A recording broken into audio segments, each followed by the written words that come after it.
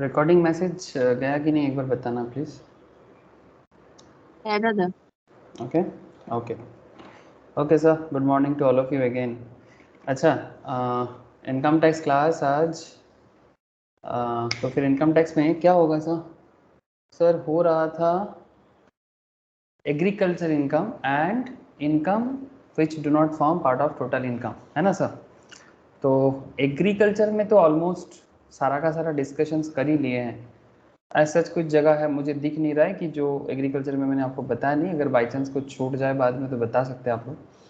तो agriculture income almost समझ में आ चुका है। एक्चुअली ये जो टॉपिक है ना sir, agri income and income which do not form part of total income, ये दोनों एक ही चीज, एक ही कॉन्सेप्ट है।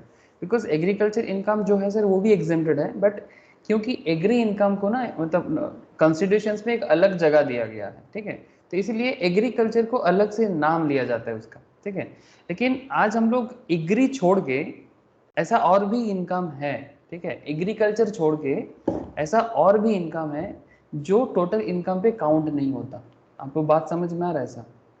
हेलो, एग्रीकल्चर को छोड़ के ऐसा और भी कुछ इनकम सेक्टर्स है जो टोटल इनकम के अंदर इंक्लूड नहीं किया जाता, जो आप लोगों को जानना बहुत ज़रूरी है। और देखो सर, सबसे इम्पॉर्टेंट क्या है, जब एज ए टैक्स कंसल्टेंट या फिर as a tax adviser level पे आप काम करते हो किसी कंपनी में, टैक्स डिपार्टमेंट संभालते हो, ठीक है, तो बहुत सारा काम होता है रियल लाइफ में। तो आपको पता होना चाहिए ना कि भाई कौन सा इनकम पे टैक्स लगता है, कौन सा इनकम पे नहीं। रिटर्न फाइल के टाइम पे आपको पता होना चाहिए। तो एग्जैक्टली ये income which do not form part of total income, ये चैप्टर हम लोग स्टार्टिंग से एक चीज़ पढ़े थे कि कुछ इनकम टोटली एग्जेम्प्टेड है और कुछ इनकम पर्शियली एग्जेम्प्टेड है, ठीक है। ये पर्शियल जो है ना सर, पर्शियल जो है ये चैप्टर के अंदर ज़्यादा है। जैसे कि सैलरी के अंदर आपको बहुत सारा ऐसा मिलेगा जो पर्शियली एग्जेम्प्टेड होता है। कुछ आपको अलग अलग चैप्टर्स में, कुछ सैलरी में, कुछ एचपी में, कुछ बीपी में आपको अलग अलग नज़र में आएगा। बट सबसे इंपॉर्टेंट जो है सर, हम लोग जैसे यहाँ पर हम लोग फुल्ली एग्जेम्प्टेड भी चीज़ें पढ़ रहे हैं और कुछ पर्शियल भी पढ़ेंगे आगे आगे। But concept is very simple कि हमें पता हो जाना चाहिए कि भी किस किस इनकम, मतलब एग्रीकल्चर तो है ही, उसका एक अलग रूल भी है, रूल ऑफ पार्शियल इंटीग्रेशन का, बट और कौन सा इनकम को हम लोग टोटल इनकम के पार्ट के अंदर इंक्लूड नहीं कर पाते, ठीक है, एज पर इनकम टैक्स 1961 एक्ट के हिसाब से। ओके सर, बात समझ में आएगी नहीं? हेलो, हाँ सर? Yes sir. यस ना? ओके सर, बस समझ में आने से ही चलता है सर, बाकी तो आप लोग खुद ही कर लोगे। Okay, good morning Priya. Good morning sir. Morning sir. अच्छा देखो, ये जो लंबा लिस्ट था, बेसिकली लिस्ट नहीं बोलूँगा इसको, ये आपका टोटल एग्जेम्प्ट इनकम का फ्लो चार्ट बोल सकते हैं ना सर इसको, इंटरेस्टिंग वे में बोल सकते हैं फ्लो चार्ट। तो इस फ्लो चार्ट तो हम लोग पहला क्लास में ही पढ़े थे, है ना? ये इस पर्टिकुलर जो टॉपिक जब से स्टार्ट किया उसके स्टार्टिंग में हम लोग यही सब चीज़ें पढ़ रहे थे। तो एक सेकेंड, क्या हो गया?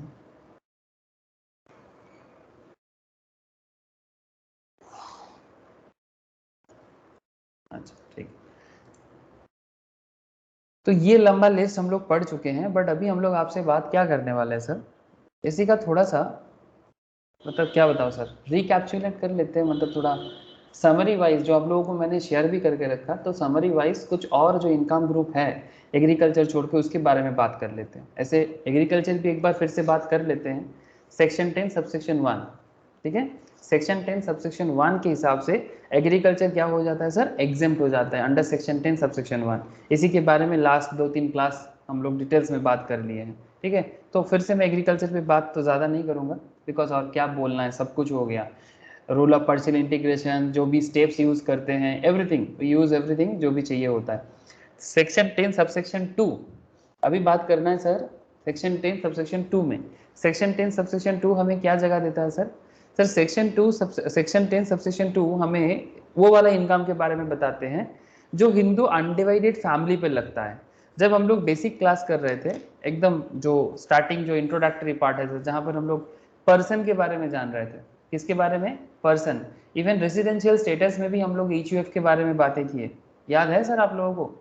हिंदू अनडिवाइडेड फैमिली, हाँ सर, उसके अंदर वो एक basically joint family business group होते हैं, हमारे देश में बहुत सारा मिलता है ऐसा। लाइक एंड ब्रदर्स, हाँ sir, and brothers and sons, ऐसे इस तरह का आपको बिजनेस नज़र में आएगा।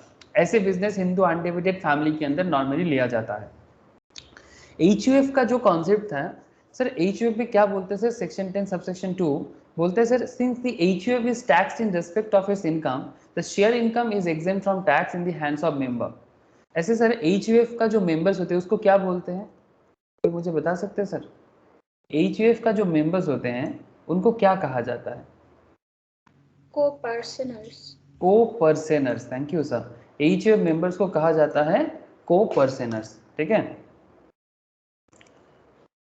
को-पर्सनर्स। सर एक सेकंड रुको, तो ये कल भी मुझे बहुत डिस्टर्ब किया था, एक सेकंड रुको।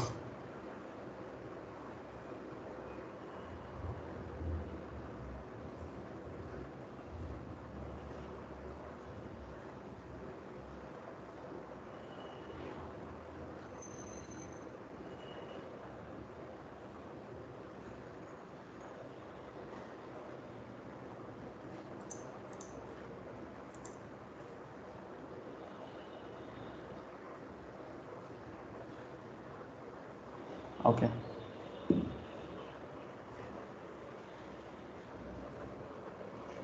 ठीक है सर।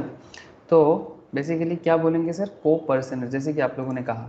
तो यहाँ पर जो प्रोविजंस है, provisions is very simple sir, कि सेक्शन 10 सबसेक्शन 2 हमें ये बताते हैं कि को पर्सनर के हाथ में जो पैसा आता है ना, ऐसे मानो एक फैमिली में ऐसे होता है ना कि 4-5 भाई है ना, ऐसा तो हो ही सकता है, 4 ब्रदर्स या 4 सिस्टर्स, ठीक है, मैं ब्रदर से एग्जाम्पल देता हूँ जो ज़्यादातर देखने को मिलता है, ठीक है।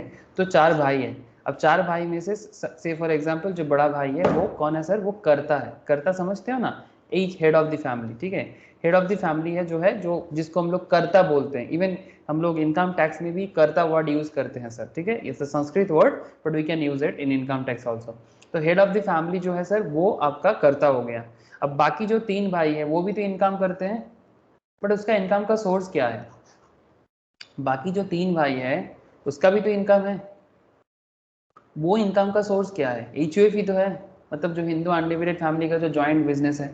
जैसे आप लोगों को मैंने कुछ फेमस कंपनी के मतलब कंपनी नहीं बोल सकते, बिजनेस के बारे में बताया था, like K C Paul and sons, Mahendra Datta and sons, ऐसे नाम बोला था ना सर आप लोगों को?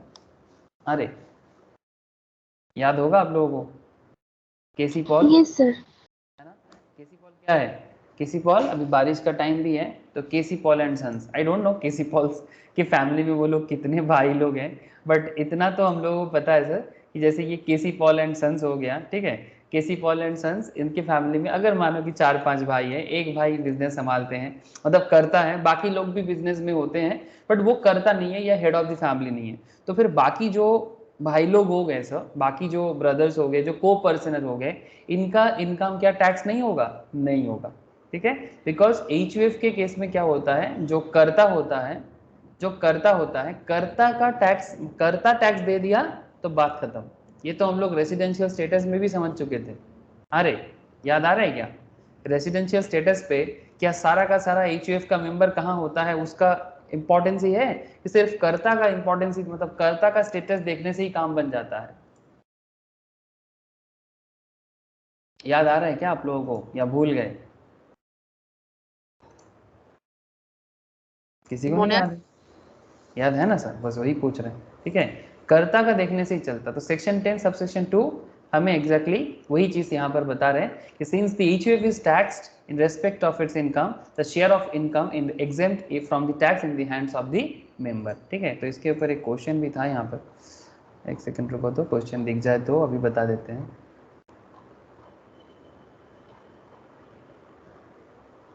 क्वेश्चन दिख रहा है, देखो तो। Good morning Diksha. Good morning sir. Morning sir. दिखाई दे रहा है question? Mr. A, a member of a HUF, received rupees 10,000 as his share from the income of the HUF. Is such income includable in his chargeable income?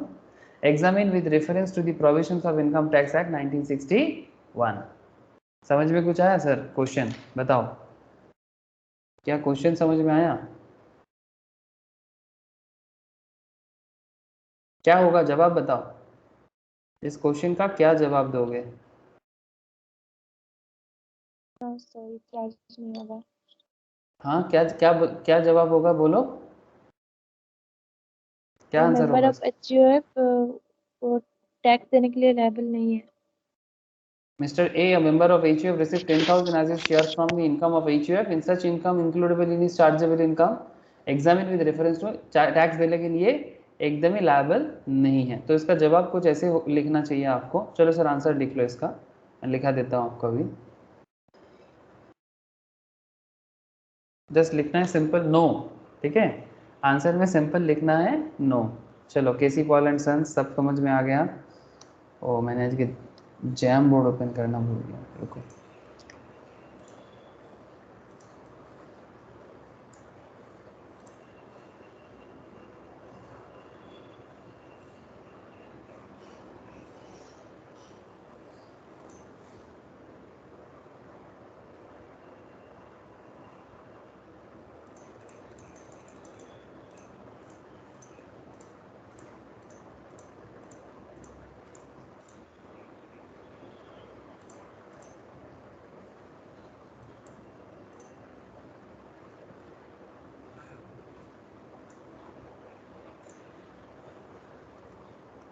Okay,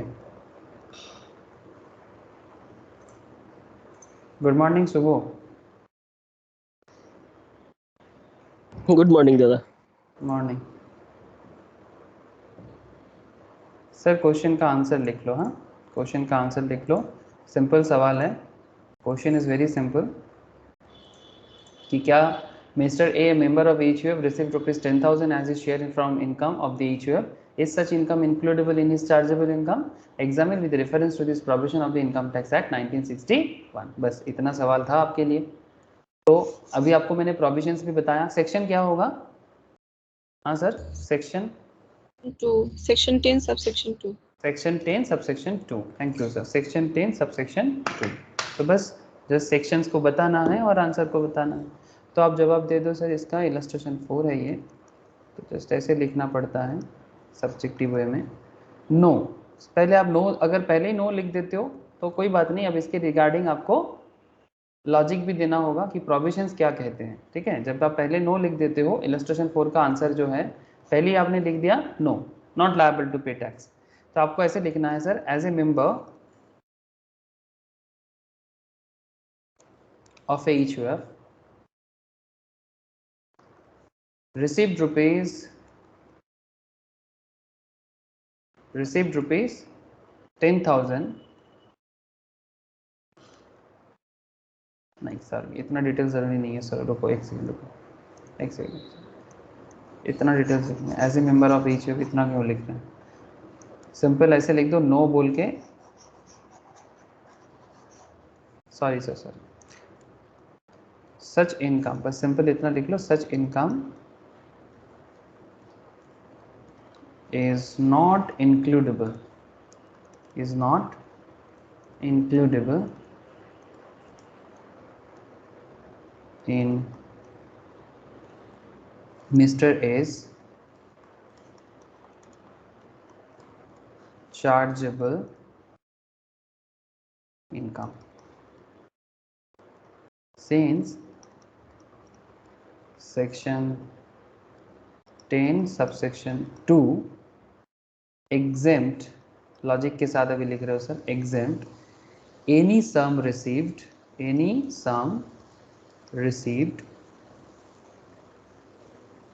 by an individual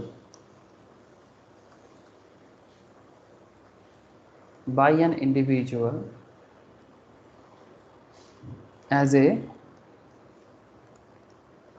member of a HUF, where such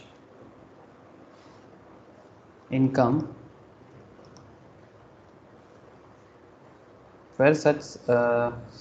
नहीं, sum, where such sum has been out of the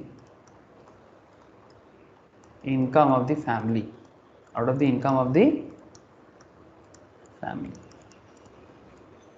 basically ये income family का income है। अब एक बार family का income पे tax कौन देता है?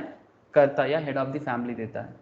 तो जो भी मेंबर होगा एज पर सेक्शन 10 सबसेक्शन 2 उसके हाथ पे ये एग्जेम्प्टेड हो जाएगा। क्लियर है सर बात? समझ में आ गया सबको? लिख लिया क्या? अरे लिख लिए क्या? बोलो। Yes sir. Okay sir.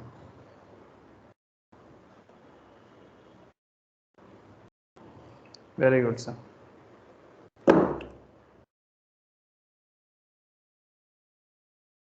तो ये एक अच्छा क्वेश्चन था सर, मतलब सिंपल क्वेश्चन था, बट कभी कभी हम लोग भूल जाते हैं ये सब चीज़ें। अच्छा नेक्स्ट सेक्शन देखो सर। नेक्स्ट सेक्शन क्या है? नेक्स्ट सेक्शन बता रहे sir section 10 subsection 2A।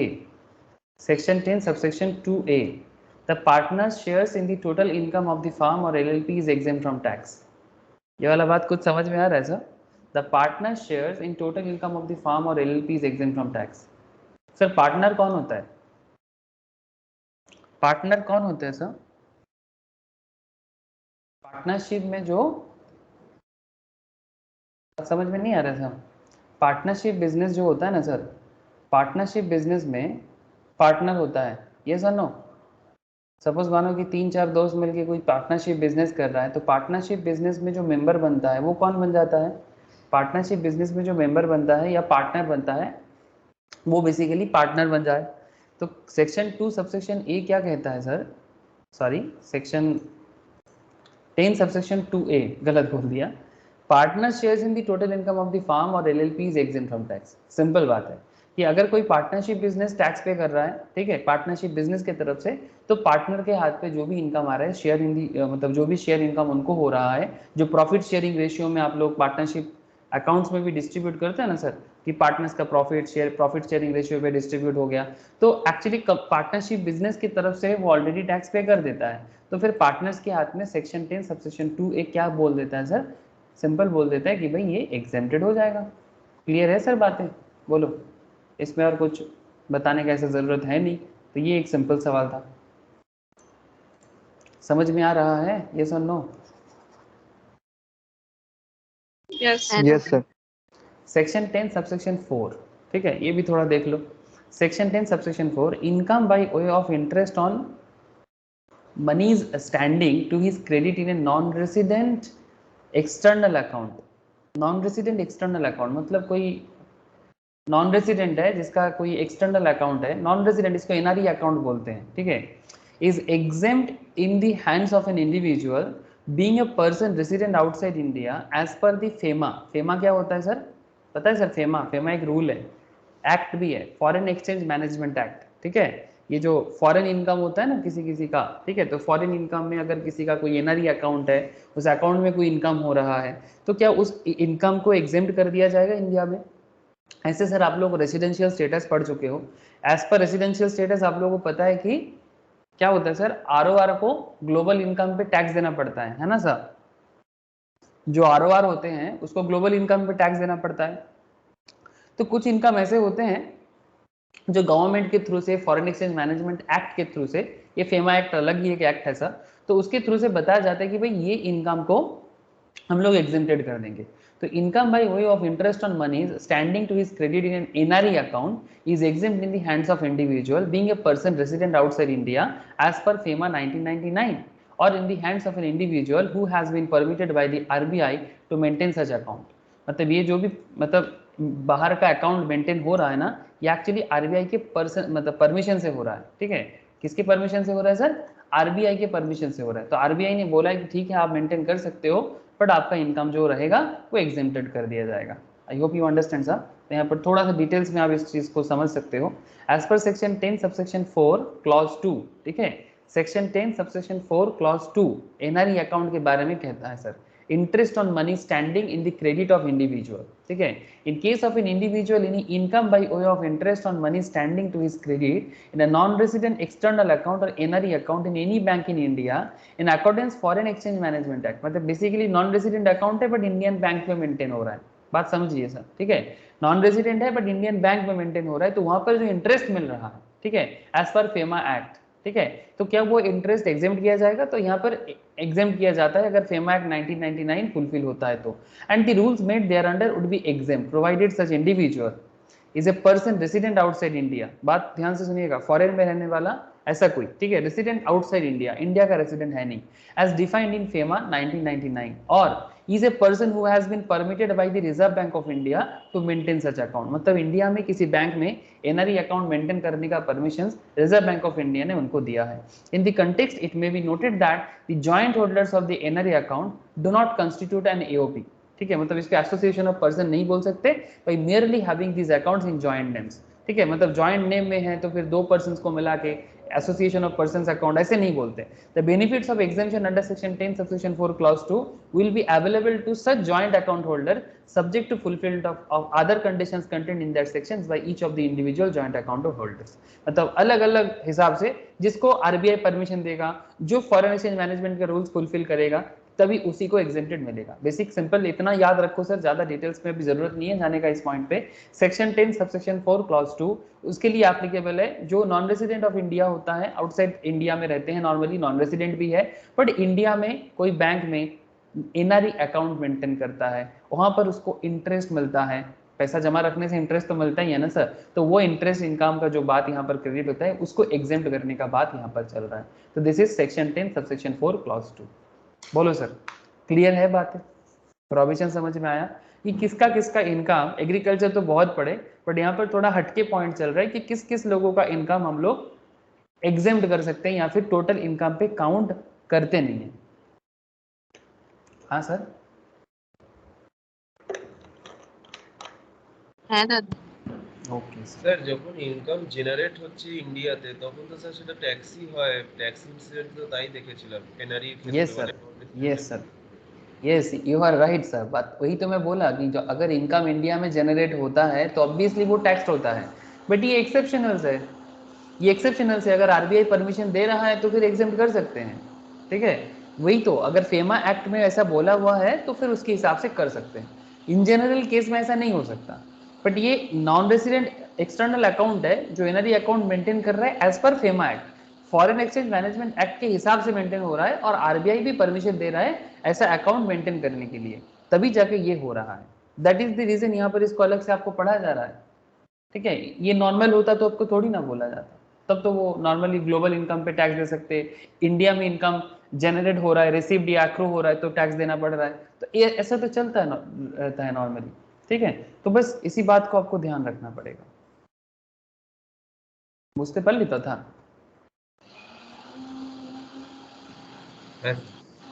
Okay, अच्छा नाउ और भी सेक्शंस है, चलो एक एक करके सभी सेक्शंस में बात करेंगे। ठीक है, जैसे सेक्शन 10 सबसेक्शन 1 में एग्रीकल्चर था, वैसे आपके सामने सेक्शन 10 सबसेक्शन 2 समझ में आ गया आपको, सेक्शन 10 सबसेक्शन 2A समझ में आया आपको। ठीक है, सेक्शन 10 सबसेक्शन 4 भी आपको समझ में आ गया। अभी आगे बात करते हैं सर सेक्शन 10 सबसेक्शन 6 पे। किस पे? सेक्शन 10 सबसेक्शन 6 पे। सेक्शन 10 सबसेक्शन 6 क्या है? सेक्शन 10 सबसेक्शन 6 क्या है sir? Remuneration received by an individual who is not a citizen of India as an official of an embassy। India का सिटीजन नहीं है, किसी एम्बेसी में ऑफिशियल्स है। ठीक है, एम्बेसी समझते हो ना, फॉरेन एम्बेसी जैसे होते हैं, या हाई कमीशन, जैसे कोलकाता में एक एम्बेसी है सर, अमेरिकन एम्बेसी है कोलकाता में, दिल्ली में जैसे पाकिस्तान एम्बेसी है, ऐसे नॉर्मली इंडिया के हर बड़े शहरों में हर एक कंट्री का एम्बेसी आपको देखने को मिल जाएगा। ठीक है, जैसे कोलकाता में अमेरिकन सेंटर है ना सर, देखे होंगे आप लोग? हाँ रे, देखा है कि नहीं? अमेरिकन सेंटर कोलकाता नहीं देखा? ये आपका है चौरंगी में, पार्क स्ट्रीट है ना सर, वहाँ पर दिख जाएगा आपको, बाहर से ही लिखा रहता है अमेरिकन सेंटर कोलकाता, कुछ ऐसे देखने में होगा। इमेज दिखाता हूँ आपको, ये वाला, यही वाला है सर, चौरंगी में। ये मोस्ट प्रोबेबली जो वाइट बिल्डिंग है, आई थिंक आईटीसी का बिल्डिंग है। ठीक है, उसी के बगल में ये आपको दिख जाता है। ठीक है, तो सी इंस्टीट्यूट का जो पुराना ऑफिस है उसके आसपास में ही है। ठीक है, ये चैटर्जी इंटरनेशनल है मोस्ट प्रोबेबली साइड में, जो भी है, बट ये अमेरिकन सेंटर जो है सर, ये एक्चुअली देश के अंदर विदेश वाला फीलिंग है, जानते हो, मतलब ये इंडिया है बट इसके अंदर का जो भी रूल्स रेगुलेशन है सब अमेरिका वाला है, जो भी हो। तो यहाँ पर जो एम्बेसी में काम करते हैं वो नॉर्मली क्या होगा, फॉरेन नेशनल्स होगा, कोई अमेरिकन नेशनल्स होगा जो यहाँ पर इंडिया में उनके कंट्री की तरफ से काम करने आते हैं, तो उनको भी सैलरी वगैरह मिलता है, लेकिन कौन से कंट्री में मिल रहा है सैलरी वगैरह? इंडिया में मिल रहा है, तो इनकम एक्रो रिसीव कहाँ हो रहा है? इंडिया में हो रहा है, बट इसको भी एग्जेम्पशन हो जाता है सर सेक्शन 10 सबसेक्शन 6 के हिसाब से। जैसे हमारे देश में उनका एम्बेसी होते हैं, हमारा भी एम्बेसी फॉरेन्स में होते हैं, ठीक है। ये इंटरनेशनल रिलेशनशिप के लिए ज़रूरी होता है। I hope you all understand this things. हाँ सर, ये हर कंट्री में हर कंट्री का एम्बेसी होना ज़रूरी होता है।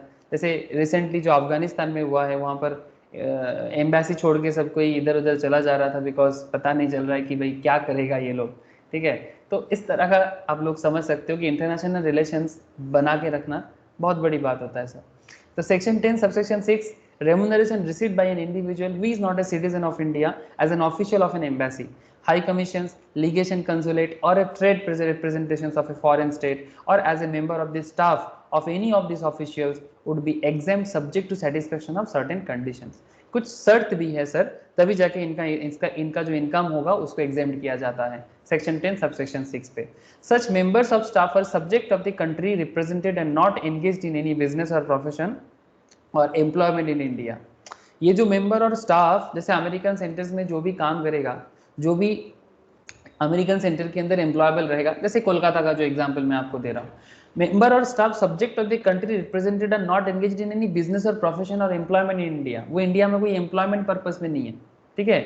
सच मेंबर और staff are subject of the country represented, मतलब जो कंट्री से वो रिप्रेजेंट कर रहे हैं उनका सब्जेक्ट है। इसके साथ इंडिया के एम्प्लॉयमेंट का कोई बात नहीं। ये कोई इंडिया में किसी का एम्प्लॉयमेंट नहीं हुआ, वो तो बस उनका जॉब करने के लिए वो उसको इंडिया में भेजा गया। Otherwise then as a member of such staff, बस यही बात ध्यान रखना है। तो ये कंडीशंस है कि हम किसको मानेंगे कि कोई फॉरेन एम्बेसी में हाई कमीशन है, कोई फॉरेन नेशनल से एम्बेसी में काम करता है, मतलब वो एक्चुअली उसी कंट्री का सब्जेक्ट है, इंडिया का एम्प्लॉयमेंट कंडीशंस कुछ भी नहीं है, ठीक है। तो ऐसा होना नहीं चलेगा।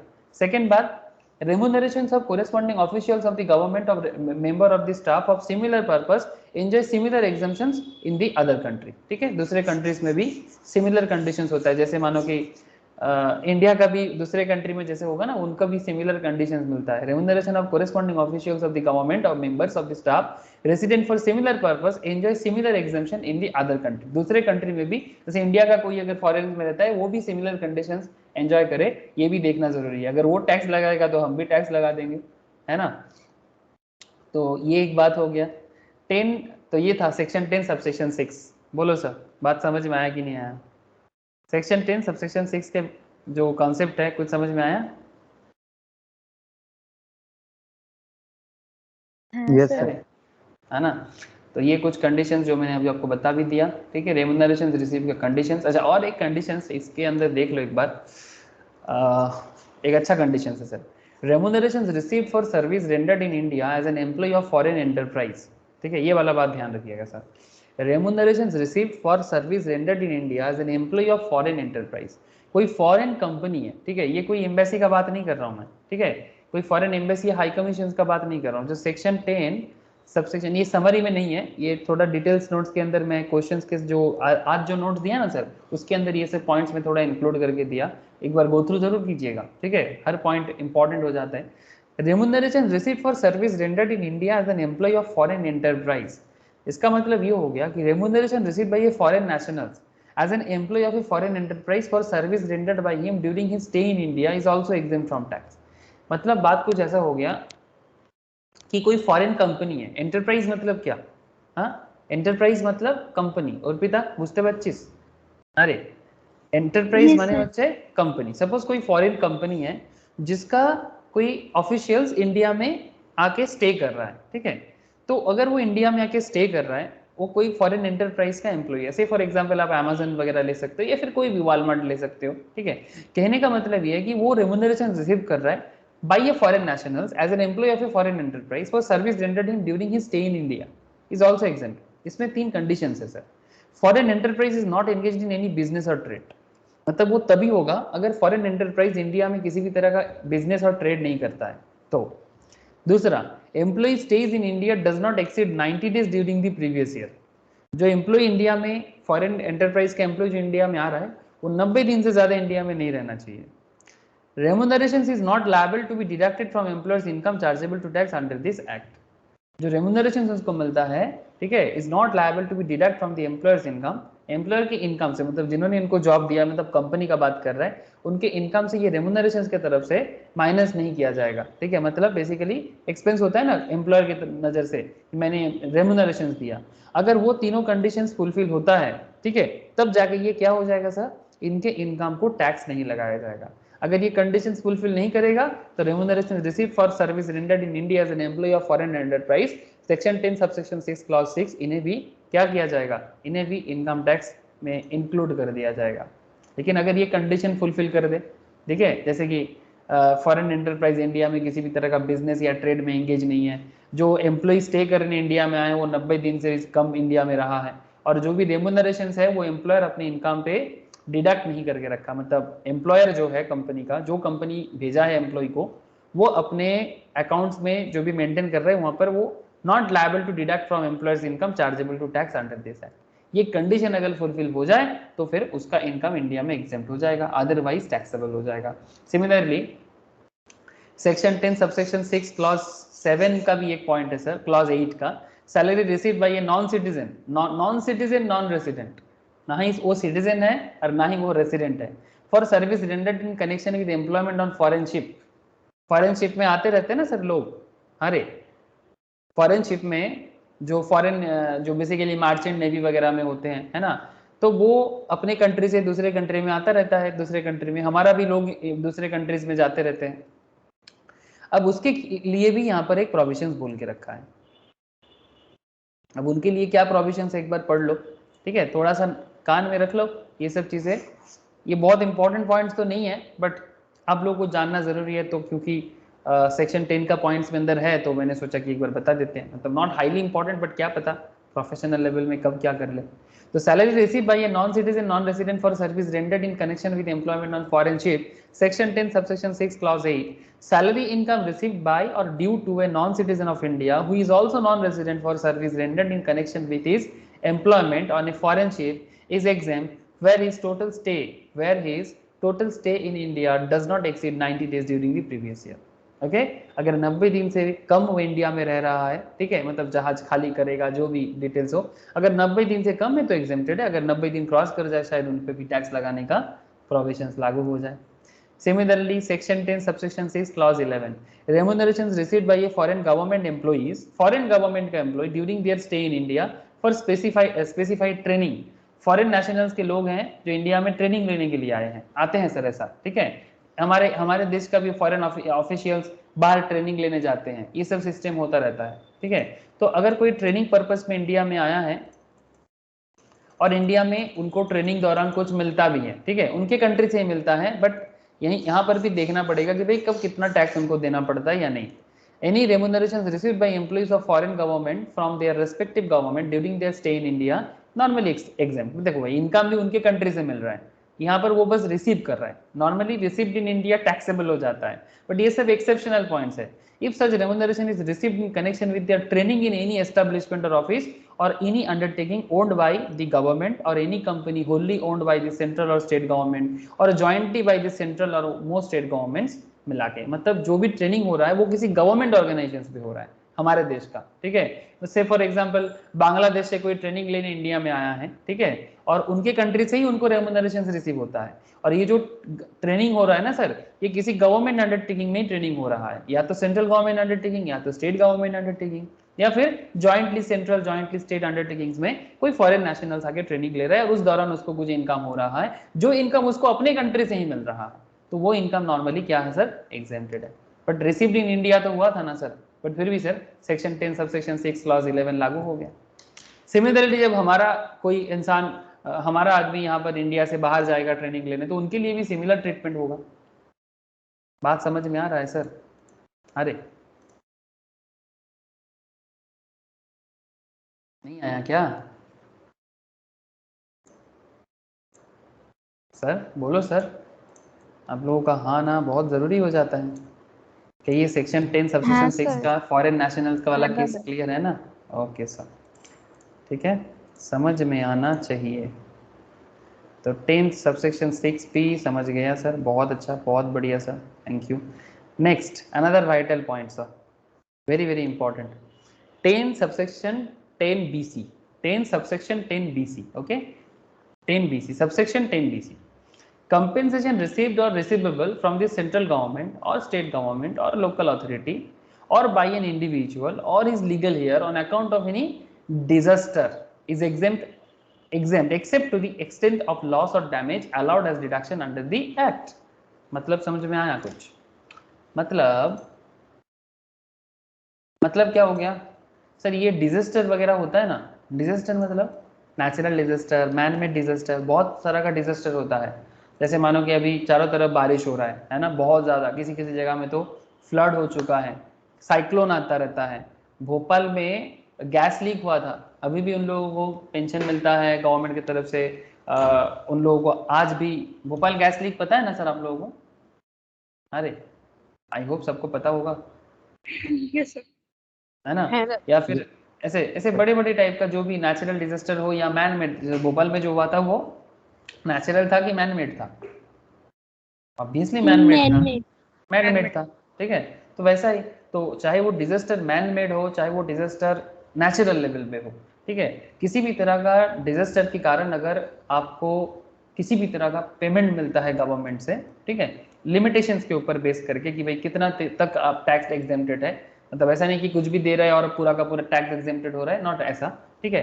तो concept is very simple sir, section 10 subsection 10 BC का, कि अगर आपको ऐसा किसी भी तरह का कंपेंसेशन रजिस्टर के कारण मिलता है तो वो आपके हाथ में एग्जेम्प्टेड होता है, बट ऑब्वियसली लिमिटेशंस है कि भाई एज पर दिस, जिस एक्ट के कारण आपको पेमेंट मिल रहा है, जिस डिजास्टर के कारण आपको पेमेंट मिल रहा है, उसके हिसाब से एक लिमिटेशंस बनाया जाता है कि भाई इस एक्ट में इतना तक आपको अगर पेमेंट मिलता है तो आपको कोई टैक्स नहीं देना पड़ेगा।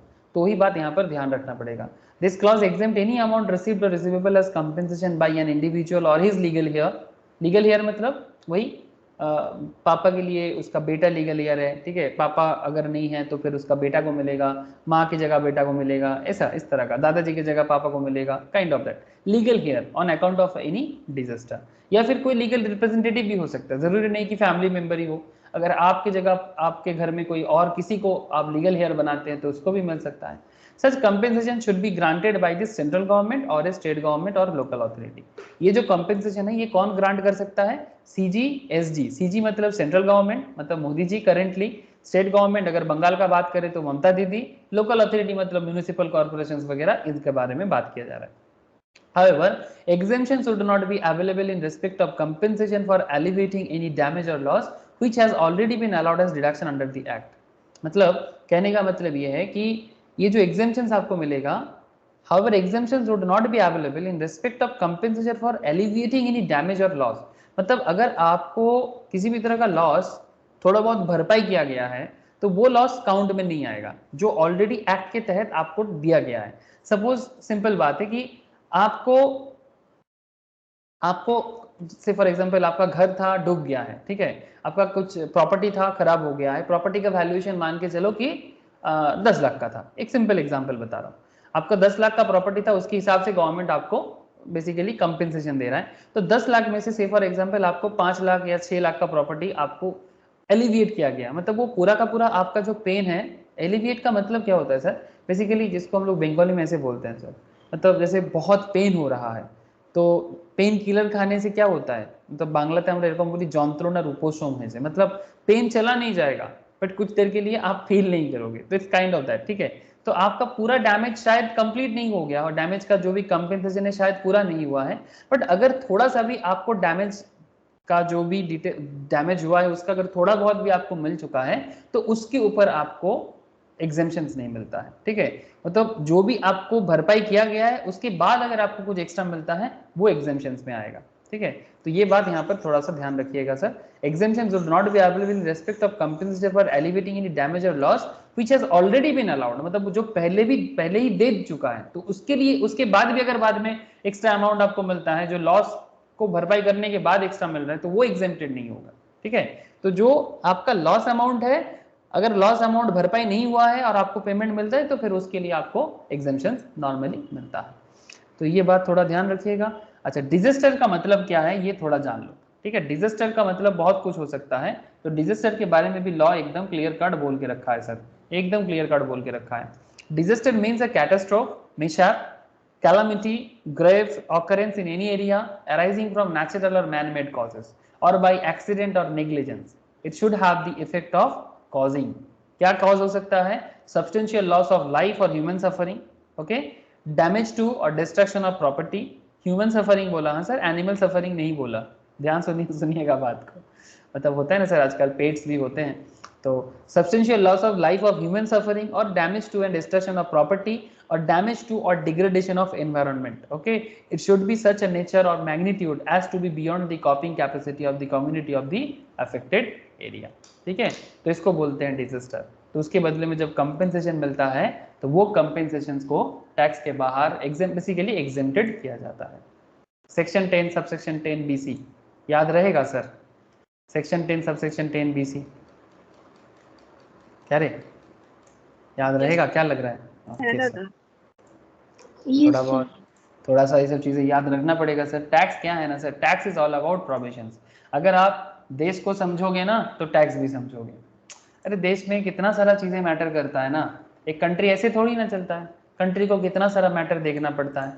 हाँ, जो लोग CM बनते हैं, PM बनते हैं, हम लोग तो क्रिटिसाइज कर देते हैं अपने अपने हिसाब से, ये सही नहीं किया, वो गलत नहीं किया, वो सही करना चाहिए था, वो गलत कर दिया.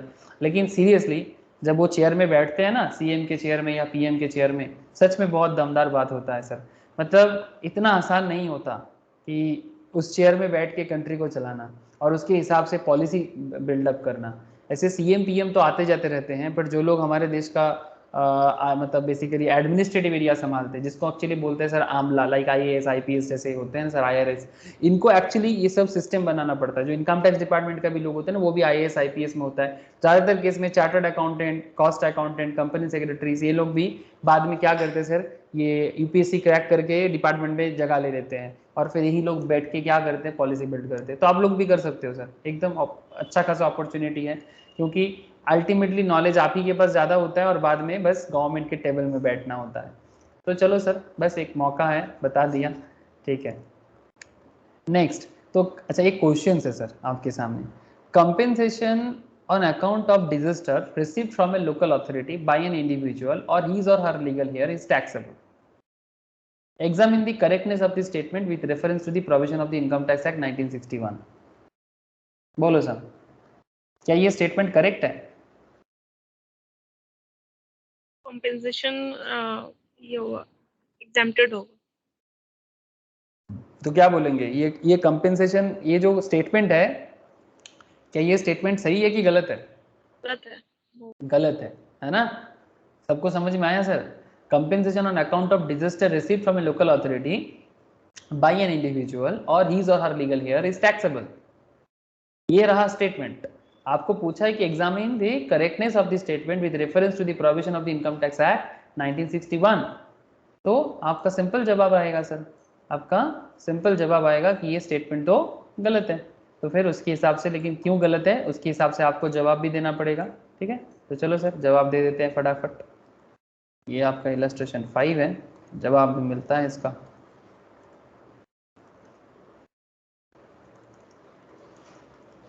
ठीक है, देख रहे हो ना sir, everything is just as per provisions.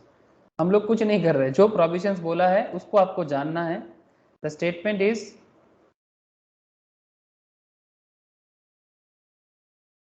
Not correct.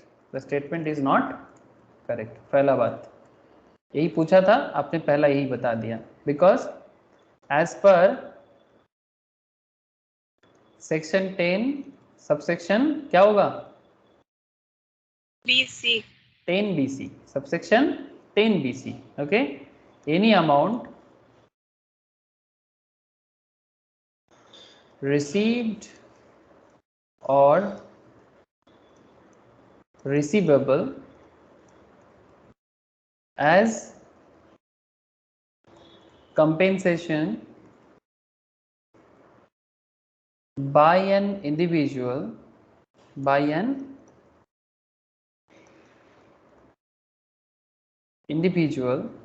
or his or her legal heir on account of what sir? Any disaster, on account of any disaster, किसी भी तरह का डिजास्टर, ओके। किससे मिलेगा? On account of disaster from, किससे मिलेगा compensation? Reliance से, अदानी से, अंबानी से? नहीं सर, सेंट्रल गवर्नमेंट से, ओके। सेंट्रल गवर्नमेंट से, स्टेट गवर्नमेंट से और लोकल अथॉरिटी से, ठीक है, लाइक म्यूनिसिपल कॉर्पोरेशन, पंचायत, इस तरह का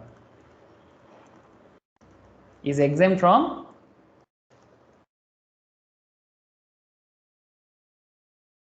tax, okay.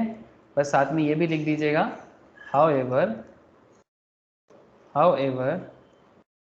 the exemption is not available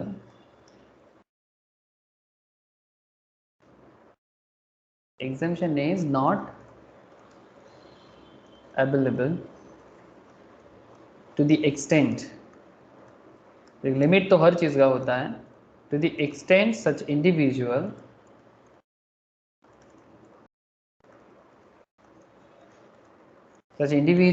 or legal here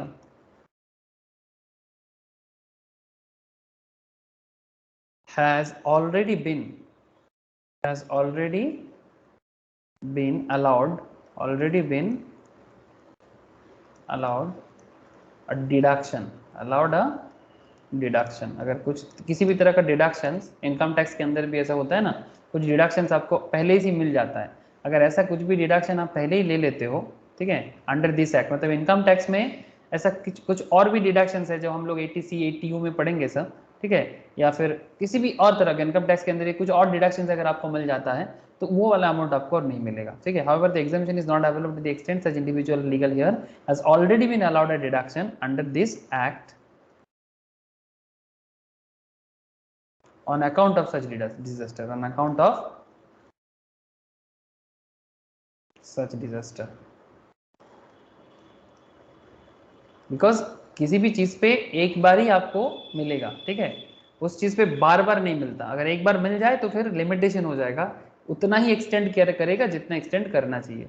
से फॉर एग्जांपल किसी पर्टिकुलर सेक्शंस में अगर आपने कभी भी कुछ भी डिडक्शंस एक बार अलाउड कर देता है आपको, ठीक है, একটু লেখাটা ছোট করো, ছোট করব, ওকে,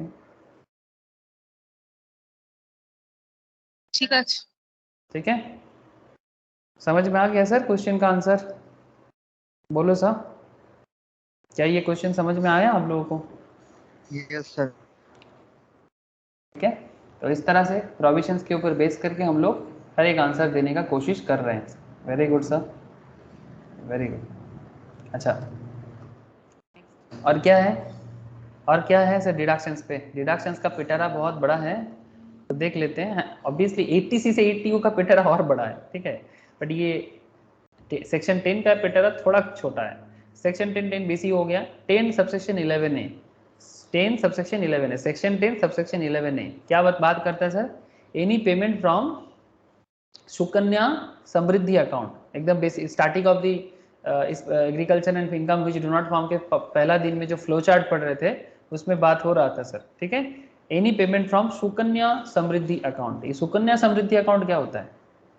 सुकन्या समृद्धि अकाउंट, हाँ सर, ये बेसिकली गवर्नमेंट ऑफ इंडिया का एक बहुत पुराना प्लान है सर, बहुत पुराना प्लान है, गवर्नमेंट ऑफ इंडिया का एक बहुत ही पुराना प्लान है। इस प्लान के हिसाब से section 10 subsection 11A provides that any payment from an account opened in accordance with the Sukanya Samriddhi account rules 2014 made under the Government Savings Bank Act 1873, ये गवर्नमेंट सेविंग्स बैंक एक्ट 1873 से चल रहा है, ठीक है, जिसको बाद में रूल बना के अमेंडमेंट किया गया सुकन्या समृद्धि अकाउंट बोल के, shall not be included in is total income of the assessee. अगर किसी भी तरह का पेमेंट आप सुकन्या समृद्धि अकाउंट से पेमेंट करते हो तो वो टोटल इनकम पे काउंट नहीं होगा। Accordingly, the interest accruing on deposit in and withdrawals from any account under the said scheme would be exempt। मतलब ये सुकन्या समृद्धि अकाउंट में कुछ भी डिपॉजिट करो, कुछ भी एक्रू करो, इंटरेस्ट वगैरह कुछ भी विथड्रॉल्स करो, ठीक है, वो आपका एग्जेम्प्टेड ही होगा। ये गवर्नमेंट का बेसिकली आप समझ रहे हो सर, फीमेल एम्पावरमेंट के लिए बनाया गया है, ठीक है, सुकन्या समृद्धि, ओके। चलो सर, गर्ल्स पावर, ठीक है। नेक्स्ट, ऐसे गर्ल्स पावर के बारे में मेरे को एक स्पिरिचुअल बात याद आया सर। एक्चुअली हमारे देश में हमेशा गर्ल्स का पावर ज़्यादा ही था हमें, मतलब ये बेसिकली ये जो आजकल सर मेल डोमिनेटेड समाज दिखता है ना सर, एक टाइम था सर वुमेन डोमिनेटेड नहीं था बट वुमेन का रेस्पेक्ट सबसे ज़्यादा था, सबसे ज़्यादा। इसीलिए देश को भी हम लोग भारत माता बोलते हैं, इतना ज़्यादा रेस्पेक्ट था। पता नहीं ये बीच में क्या हो गया कि ये सब बातें बेटी पढ़ाओ बेटी बचाओ या फिर हर बात में लड़की लोगों को प्रोटेक्ट करना, ये एक कॉन्सेप्ट कहाँ से आ गया। ये बेसिकली लास्ट 200-300-400 ईयर्स में हुआ है, बट बिफोर दैट इंडिया का जो मेन कॉन्सेप्ट था ना सर, एक्चुअली एक चीज़ हमेशा याद रखिएगा सर कि जिस कंट्री में लड़की लोगों का सम्मान जितना ज़्यादा है, ठीक है, वो कंट्री उतना आगे है, ठीक है। और जिस कंट्री में लड़की लोगों को हर चीज़ में दबाया जाता है, छुपाया जाता है, ठीक है, उनके ऊपर रूल किया जाता है हर बात में, हर चीज़ में, ठीक है, आप समझ लो कि सर वो कंट्री तो डब्बा बनेगा, उसका हालत कुछ ही दिन में खत्म होने वाला है। ऐसा बहुत सारा कंट्री है हमारे देश में आज भी, ठीक है, इंडिया में भी अभी भी कुछ प्रॉब्लम है, अच्छा खासा प्रॉब्लम है, बट हाँ पहले से काफ़ी बेहतर हुआ है। लेकिन सर अभी भी गांव साइड में, रूरल एरिया में बहुत जगह है जहाँ पर लड़की लोगों को दबाया जाता है, मतलब हर चीज़ में उनके ऊपर रूल किया जाता है, डोमिनेट किया जाता है। ये डोमिनेशन से लड़कियों को भी बाहर निकलना पड़ेगा, बट समाज व्यवस्था भी वैसा होना चाहिए, इसीलिए ये सब प्लान बनाया जाता है सर, इसीलिए ये सब प्लान बनाया जा रहा है। जिस टाइम पे इंडिया हमेशा टॉप लेवल में कंट्री हुआ करता था अप टू 1000 ईयर्स तक, या अप टू 2000, मतलब जीसस क्राइस्ट के जन्म तक, मतलब मैं जीसस क्राइस्ट के जन्म के बाद या फिर उसके बाद भी, मतलब सम्राट अशोका वगैरह ये सब तो जीसस क्राइस्ट से पहले ही है, ठीक है, तो जीसस क्राइस्ट के बाद भी, ठीक है, मुगल अटैक के पहले तक आप बोल सकते हो कि सोसाइटी एकदम टॉप लेवल में था। बट पता नहीं लास्ट 500-700 साल में क्या हो गया, मतलब सीरियसली, मतलब ये इसके लिए ये लड़की लोगों को प्रोटेक्ट करना, ये करना, आज शायद हम लोग शहर में बैठ के बात करते हैं, बट एक टाइम था सर जब ये सब बात करने का ज़रूरत भी नहीं होता था। सर आप लोग ये ट्राइबल बेल्ट जानते हो सर, ट्राइबल्स लोग होते हैं ना, ट्राइबल्स में सर लड़कियों का इज्जत ज़्यादा है, जानते हो, इवन उनके फैमिली में हेड भी लड़की होते हैं, पता है आप लोगों को, मतलब फैमिली में जो औरत होंगे वही बताएगा फैमिली कैसे चलेगा, मतलब लड़का लोग ज़्यादा मुंह में बात नहीं करता, मतलब ऐसा नहीं कि लड़का लोगों को कुछ बोलने नहीं दिया जाता, बट वहाँ पर लड़कियों को मतलब सर आंखों पे, ठीक है, औरत बोल दिया तो बोल दिया बस, आगे और बात नहीं बनेगा, पता है आप लोगों को।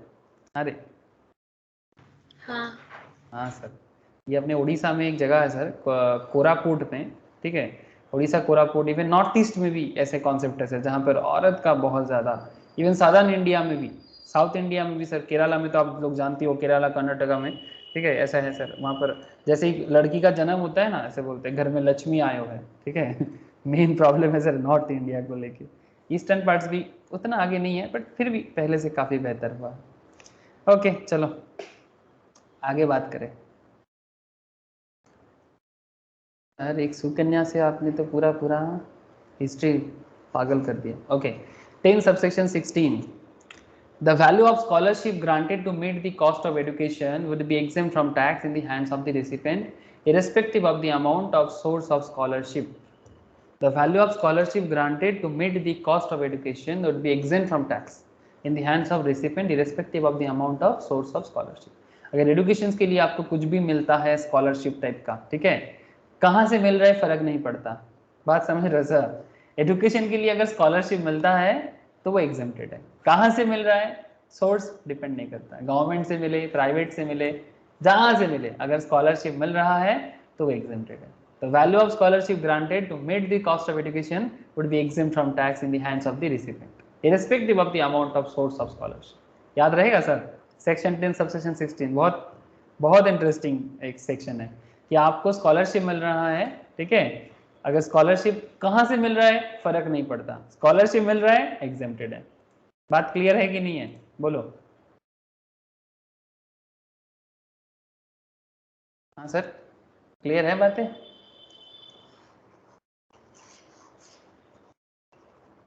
क्या रे? हाँ sir. Payment to MP and MLA, payment to MPs and MLAs, MP MLA को पेमेंट करते हैं ना सर, तो उनके हाथ पे भी कुछ, मतलब उनको जो मिलता है वो एग्जेम्प्टेड होता है सेक्शन 10 सबसेक्शन 17 के हिसाब से। The following income of member of parliament और state legislatures will be exempt, जैसे कि daily allowance, constituency allowance of MPs, ठीक है, डेली अलाउंस जैसे कि daily allowance received by the MPs और एमएलएस, ठीक है, और any committee thereof, constituency मतलब जो उनका क्षेत्र होता है उसके लिए उनको अलाउंस मिलता है, ठीक है। In the case of member of parliament any allowance received under member of parliament constituency allowance rules 1986 वो भी exempted. and constituency allowance of MLAs, any constituency allowance received by any person by reason of his membership of any state legislatures under any act or rules made by that state legislatures, ये भी आपका exempted, okay, ये भी आपका exempted। तो ये दोनों चीज़ आप लोगों को समझ में आ जाना चाहिए, ठीक है। ये आपका हो गया exempted, ठीक है।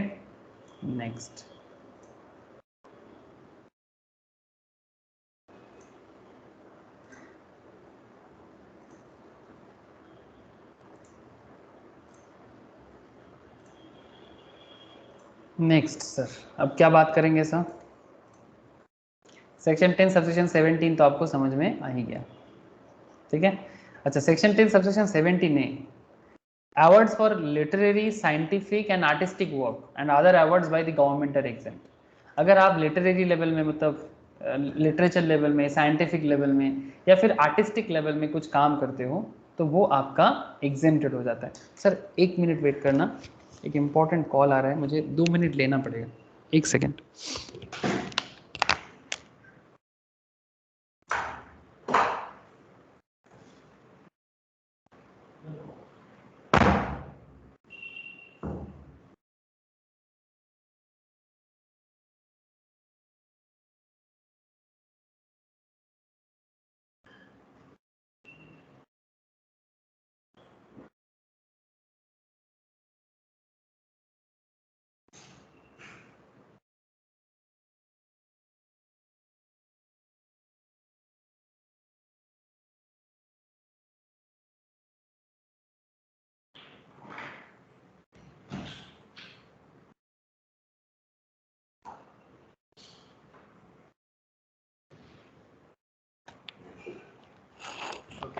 सर आवाज आ रहा है मेरा?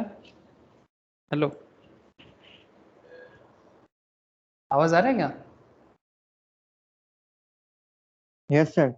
ओके सर, ठीक है। तो section 10 subsection 17 A, I hope आपको समझ में आ गया कि अगर आप किसी भी तरह का आर्टिस्टिक काम करते हो, ठीक है, अगर आप किसी भी तरह का साइंटिफिक काम करते हो और उसके लिए आपको गवर्नमेंट की तरफ से कोई अवार्ड या इस तरह का कुछ मिल रहा है, तो अवार्ड में आपको पैसा भी दिया जाता है ना सर। तो अवार्ड में तो सिर्फ ऐसा नहीं कि अवार्ड दे दिया और छोड़ दिया, ठीक है, तो उसके लिए आपको कुछ पैसा भी मिलता है, ठीक है। तो basically any award institute by the public interest by the central और state government or by any other body approved by central government or and rewarded by central and state government for such purpose as may be approved by the central government in public interest will enjoy exemption under this clause, ठीक है। ये याद रखिएगा sir, ये भी एक अच्छा point है सर, कि सिंपल बात है कि अगर आपके अंदर लिटरेरी पावर है, साइंटिफिक पावर है, आर्टिस्टिक पावर है, ठीक है, तो उसके लिए आपको अवार्ड मिलता है, ठीक है। तो ये अवार्ड जो आपको मिलेगा, जो आपको आपके काम पे और आपको क्या करेगा सर, आपको और मोटिवेट करेगा, तो ये इसके लिए आपको उसके उस इनकम पे आपको टैक्स नहीं लगाया जाएगा। तो ये एक अच्छा पॉइंट है सर। ऑब्वियसली सेक्शन 10 17 ने लोगों को मोटिवेट करने के लिए गवर्नमेंट ने बना के रखा है, बड़ा ही लॉजिकल बात है सर। अच्छा, सेक्शन 10 सबसेक्शन 18 बहुत ही ज़्यादा मोटिवेटेड बात है। मतलब सेक्शन 10 सबसेक्शन 17 ए अगर मतलब मोटिवेशन का शुरुआत है तो ये लेवल है सर। ये जो बात अभी करूँगा ना सर, ये लेवल अप है। कि क्यों लेवल अप जानते हो? सेक्शन 10 सबसेक्शन 18 बिकॉज ये ऐसे किसी को नहीं दिया जाता, ये ऐसे लोगों को दिया जाता है जिनको सच में ज़रूरी भी है, और मतलब ज़रूरी नहीं बोलूँगा, उनके लिए कुछ भी ज़रूरी नहीं है, वो तो अपनी जान भी दे देते हैं सर हमारे लिए। अपना जान देने के लिए भी 2 मिनट नहीं सोचता अपने कंट्री के लिए, इतना पावरफुल सोच होता है। मतलब बेसिकली दे आर, क्या बोले सर, हम लोग बोलते हैं ना कोई भगवान को देखा है, गॉड को देखा है कि नहीं, एक्चुअली दे आर गॉड। मतलब जो आपकी ज़िंदगी को बचाने के लिए, हमारी ज़िंदगी को बचाने के लिए बेफिक्र होकर कंट्री को बचाने के लिए अपना जान गंवाते हैं, ये एक्चुअली गॉड ही है, और कौन है, ठीक है। मतलब हमारे सामने भगवान का अलग अलग रूप दिखते हैं। जैसे मिलिट्री फोर्स में जो लोग काम करते हैं, जो लोग जवान होते हैं, जैसे कि रिसेंट ट्रेंड में आप लोग शेरशाह मूवी तो जरूर देखे होंगे। अरे शेरशाह मूवी देखे होंगे कि नहीं? विक्रम बात्रा के जीवन पे जो बना हुआ है, 99 कारगिल वार, देखा कि नहीं देखा आप लोग? हाँ हाँ या ना? না স্যার এখনো দেখিনি, পরে দেখবো। नहीं দেখার देखा ইচ্ছা सर, जरूर देखना सर, बहुत अच्छा। मूवीज के कारण नहीं बोल रहा हूँ, आपको ये जानना बहुत ज़रूरी है कि ऐसे हम लोग पहले भी मूवीज़ देखे हैं, बट वो एक ग्रुप के हिसाब से। बट ये विक्रम बात्रा सर जो है, उनका जेन्युइन क्लिपिंग्स भी आपको दिख जाएगा बिकॉज 99 का है। और विक्रम बत्रा किस तरह से सच में किया था, जो किया था वो इस मूवी में बहुत कुछ सही दिखाया गया। बहुत ज़्यादा सिनेमैटिक नहीं है मूवी, मतलब मूवी है ना, बहुत ज़्यादा कहानी नहीं बनाया, फैक्ट में मेनली बात ही किए और जो फैक्ट हुआ था उसी को, मतलब काइंड ऑफ डॉक्यूमेंट्री बोल सकते हो, थोड़ा सा कहानी है उसमें, कुछ चीज़ें कहानी है, मैक्सिमम सच बताया गया। तो विक्रम बत्रा सर का जो लाइफ स्टोरी है वो बहुत अच्छे से आपको समझ में आएगा। तो और भी बहुत सारे हैं, मतलब सबका नाम शायद हमें पता ही नहीं है। इवन नॉट जस्ट कि इन लोगों को सर बहुत अवार्ड भी मिलता है, जैसे कि जो जान गवा देते हैं, जैसे कि कुछ है सर, जैसे परमवीर चक्र, महावीर चक्र, वीर चक्र, ठीक है, गैलेंट्री अवार्ड बोलते हैं, such other gallantry award notified by the central government in this behalf. तो इसके बदले इनके फैमिली को पेंशन मिलता है, इनकी फैमिली को पेमेंट मिलता है, जो मिलना भी चाहिए, एकदम मिलना चाहिए। तो ये अमाउंट जो इनको रिसीव होता है सर, ये भी एग्जेम्प्टेड होता है सेक्शन 10 सबसेक्शन 18 के तहत। ओके सर, बात समझ में आ रहा है ना आप लोगों को? ठीक है, इसलिए मैं थोड़ा विक्रम बत्रा सर को याद कर लिया। ठीक है, रिसेंट ट्रेंड में ऐसे शेरशाह मूवी भी देखा मैंने, उससे पहले भी पता था बट शेरशाह मूवी के बाद और ज़्यादा पता हो गया। ठीक है, तो point is very simple sir, in case of death of such individual. अच्छा, एक बात परमवीर चक्र से याद आया, ये जो परमवीर चक्र है ना सर, ये परमवीर चक्र का डिज़ाइन एक फॉरेनर्स ने बनाया। फॉरेन मतलब एक्चुअली आप लोगों को पता है कि नहीं, I don't know, but Paramvir Chakra इसका जो डिज़ाइन है, मतलब परमवीर चक्र देखने में कुछ ऐसे होते हैं सर, ये मेडल दिख रहा होगा आप लोगों को, ठीक है, ये मेडल देखने में ऐसा है, इसका जो डिज़ाइन है इसके पीछे कुछ काम ज़रूर है, लेकिन इसको बनाने वाले एक स्विस औरत है सर, स्विट्ज़रलैंड की, मतलब वो मतलब गर्ल है, मतलब औरत है स्विट्ज़रलैंड की, मतलब उनका बर्थ स्विट्ज़रलैंड का है, बट वो पूरा का पूरा देशी है, मतलब इंडियन है। ये हमारे देश का ही एक मिलिट्री जवान को शादी करके, ठीक है, मतलब मिलिट्री ऑफिसर है, ठीक है, आप देख पा रहे हो सर, सीज दिखाए, ठीक है, इन्होंने बनाया एक्चुअली परमवीर चक्र का जो मतलब आप लोगो देख रहे हो ना, इन्होंने बनाया। Swiss by birth, Indian and heart, the women who design the Paramvir Chakra. ठीक है, तो एक्चुअली ये जो ऑफिसर आप देख रहे हो सर, ये एक मराठी है, इनका नाम एक सेकेंड, मराठी है इतना याद आ रहा है सर, मोटा मोटी खनोलकर ऐसा कुछ है इनका टाइटल। तो इन्होंने एक्चुअली ब्रिटिश में गया था, ब्रिटेन में गया था कुछ ट्रेनिंग लेने के लिए। हाँ, कोई कुछ कहना चाहते हैं?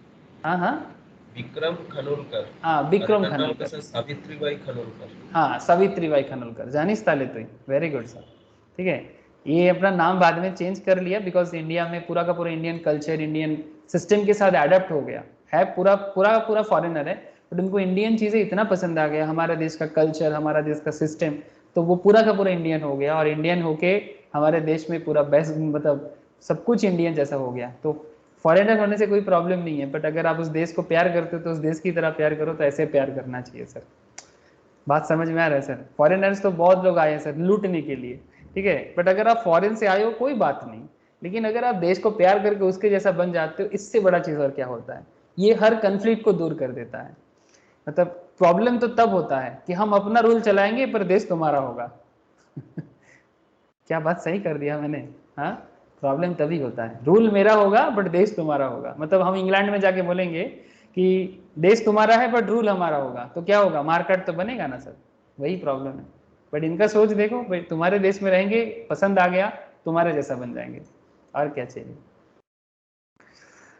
तो in case of a death of such individuals, any income by way of family pension received by any member of the family of such individual shall also be exempt under this clause. Family relation क्या क्या हो सकता है? The spouse, children of the individuals, the parents, brothers, sisters of the individuals, and any of them wholly or mainly dependent on the individuals. जिसे भी pension मिलता है सभी के हाथ में, जो भी उनके ऊपर डिपेंडेंट था, सबके हाथ में क्या हो जाएगा, एग्जेम्प्टेड हो जाएगा। सेक्शन 10 सबसेक्शन 18 गैलेंट्री अवार्ड, जिसमें परमवीर चक्र, महावीर चक्र, वीर चक्र, इस तरह का अवार्ड इसमें शामिल होते हैं सर। ठीक है, क्लियर है सर? बोलो, याद रहेगा कि नहीं? एग्जाम्पल्स कुछ रियल लाइफ यूज इसलिए कर देते हैं सर, जैसे सावित्रीबाई देवी का जो एग्जाम्पल यूज कर दिए, ताकि आपको याद भी रहे और आपका जनरल नॉलेज भी बढ़ जाए, ठीक है, देश के बारे में, तो दोनों काम आ जाएगा। ऐसे किसी किसी का आदत है, जैसे मुझे पता है तौथा ये सब खबर बहुत रखता है, आप में से और भी लोग हैं जिनको खबर मिलता है, आई नो, खबर रखने से अच्छा ही होता है, देश के बारे में जितना जानोगे उतना अच्छा है। तो क्या है ना, ये सब सब्जेक्ट नहीं सर, खेल लगेगा आप लोगों को, बिकॉज टैक्स क्या है, कंट्री के लिए है। ओके, और क्या बात करें, चलो और एक बात होगा, सेक्शन 10, 18 अच्छा है सर, अच्छा सेक्शंस कर लिए। बचा क्या? ज़्यादा कुछ नहीं बचा है सर, ऑलमोस्ट हम लोग ऑलमोस्ट मेन सेक्शंस कर लिए, बस वाइटल कुछ और 2-3 सेक्शंस है। Section 10 subsection 26 triple A, section 10 subsection 26 triple A, ये सर सिक्किम के लिए एप्लीकेबल है। सिक्किम जानते हो ना सर, हमारा नॉर्थ ईस्ट का, नॉर्थ ईस्ट नहीं बोलेंगे इसको, सिक्किम नॉर्थ ईस्ट का 7 सिस्टर्स में नहीं आता, नॉर्थ ईस्ट में बोल सकते हैं। सिक्किम, सिक्किम के लिए एप्लीकेबल है सर। सिक्किम हमारा दार्जिलिंग के ऊपर है, बंगाल के जस्ट ऊपर, एकदम लैम्प की तरह जलता है। देखे होंगे आप लोग, क्या गए भी होंगे, आई नो यहाँ पर कोई कोई है जो शायद सिक्किम विजिट भी किए होंगे। कौन कौन गया सर सिक्किम? স্যার আমি গেছি ইয়েস আমি নো, আমি জানি অর্পিতা গেছিল। গেছিস? আর কথা গেছিস সিকিম? হ্যাঁ স্যার, ওই সাইড পুরোই ঘোরা। পুরোটা ঘোরা? अच्छा चलो, ये रहा आपका गई हूँ सिक्किम। सर, हाँ सर बोलो, गई हूँ विजिट किया? सर। चलो Yeah. सर बढ़िया है। तो फिर मुझे सिक्किम के बारे में ज़्यादा कुछ बोलने का ज़रूरत नहीं है आप लोगों को। तो सिक्किम जो अपना है, ये बंगाल के जस्ट ऊपर एकदम टिमटिमाती हुई तिब्बत के साथ एकदम बॉर्डर बना के है। लेकिन अभी सवाल क्या है सर, इसके साथ टैक्स का क्या कनेक्शन है सर? इसके साथ एक्चुअली सिक्किम को थोड़ा स्पेशल स्टेटस दिया जाता है, बिकॉज सिक्किम का जो कहानी है पता है आप लोगों को, सिक्किम एक्चुअली पहले मतलब सिक्किम के साथ भारत का कनेक्शन बहुत ऐसे तो पुराना है, ठीक है। ये बेसिकली आपका जैसे भूटान नेपाल बेसिकली क्या था, मोनर्की था, मतलब राजाओं के अंडर में था, तो सिक्किम भी ऐसे किसी डिनेस्टी के अंडर था। तो इंडिया के इंडिपेंडेंस के बाद सिक्किम ने बोला कि वो इंडिया के साथ आएगा, बट वो 47 में नहीं बोला, काफ़ी देर में बोला, ठीक है। तो जब सिक्किम बोला कि हम भारत के साथ आएंगे तो फिर वो भारत के साथ बन गया, मतलब भूटान नेपाल इंडिपेंडेंट रह गया, बट सिक्किम बोला कि मैं इंडिया के साथ इंक्लूड हो जाऊंगा। तो जब वो इंडिया के साथ इंक्लूड हो गया, ठीक है, जब वो इंडिया के साथ इंक्लूड हो गया, मतलब ये सब ब्रिटिश पीरियड का बात कर रहा हूँ, तो सिक्किम बोला इंडिया के साथ इंक्लूड हो जाएगा, तो उसके बाद से सिक्किम को कुछ ना कुछ मैटर में सरस, मतलब वो अपना कुछ रूल्स है, मतलब जो स्पेशल स्टेटस थोड़ा बहुत बहुत ज्यादा नहीं, थोड़ा बहुत स्पेशल स्टेटस इन लोगों को मिल जाता है। तो ऐसा कुछ बात यहाँ पर है कि income from any source in the state of Sikkim, income from any source in the state of Sikkim, dividend income and interest on securities is exempt in the hands of Sikkimese individuals. This exemption is not available to Sikkimese women who on or after 1st April 2008 marries to a non-Sikkimese individuals. बात समझ में आया sir? ठीक है, income from any source in the state of Sikkim, अगर आप सिक्किम से किसी भी सोर्स से इनकम करते हो, वो इनकम आपका नॉन टैक्स्ड है सर, एग्जेम्प्टेड है। बात समझ में आया? बट वो ये इनकम उसके लिए एप्लीकेबल नहीं होगा जो सिक्किमीज वोमेन किसी नॉन सिक्किमीज को शादी किया है, मतलब मैरी किया है, ठीक है, विवाह किया है, ठीक है, उनके लिए एप्लीकेबल नहीं होगा, वो भी 1 अप्रैल 2008 के बाद से। उसके पहले अगर शादी कर लिया कोई बात नहीं, उसको मिल जाएगा, बट 2008 में ये रूल आया है कि अगर कोई सिक्किमीज वोमेन किसी नॉन सिक्किमीज को शादी कर लिया तो उसका इनकम जो एग्जेम्प्टेड पहले होता था वो अभी नहीं होगा, ठीक है। तो ये वाला रूल एक थोड़ा डिफरेंट काइंड ऑफ रूल है सर, समझ में आ गया क्या? अरे सेक्शन 10 सबसेक्शन 26 ट्रिपल ए आया कि नहीं समझ में? है दादा। ओके सर, याद रखिएगा सर, यस सर। ये सिक्किम का एक स्पेशल बात है, शायद सिक्किम घूम के आ गए हो, क्या पता था तब जब घूमने गए थे? अरे यहाँ सिक्किम सिक्किम स्टेट से जो इनकम होता है वो नॉन टैक्स होता है। অ্যাডমিনিস্ট্রেশনটাই আলাদা, শুধু স্টেটের আন্ডারে যায়, বাট ওদের তো সবই আলাদা। यस सर, उसका एडमिनिस्ट्रेशन से अलग है। यस ओके, तो अल्टीमेटली आपको बात समझ में आ ही रहा है, वेरी गुड सर। तो ये क्वेश्चन था यहाँ पर, कहाँ चला गया क्वेश्चन, ये रहा। Exemption is allowable to a Sikkimese individual only in respect of income from any source in the state of Sikkim. Examine the correctness of this statement with reference to the provision of the Income Tax Act 1961. क्या बोलोगे इसके इस बारे में? क्या ये correct है बातें? हाँ sir. Exemption is available to a Sikkimese individual only in respect of income from any source in the state of Sikkim. Examine the correctness of this statement with reference to the provision of Income Tax Act 1961.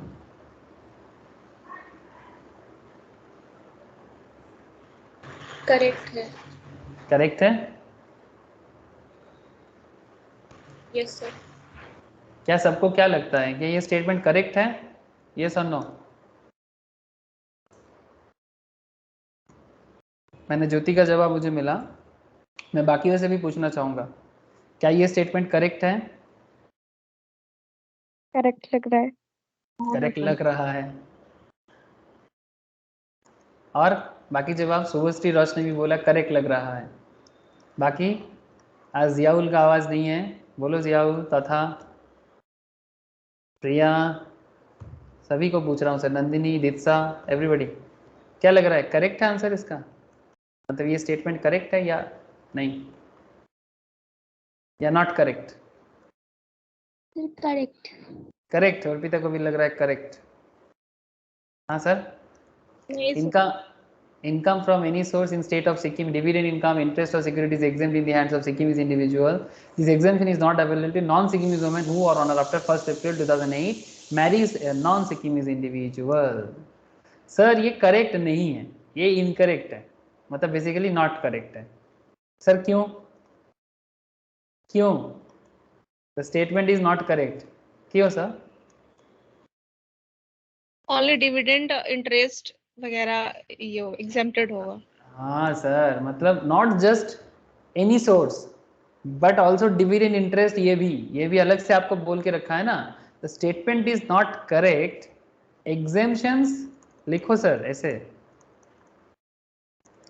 Exemptions under section 10 subsection 26 triple A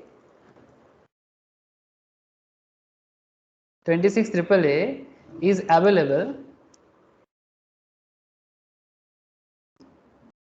available to a Sikkimese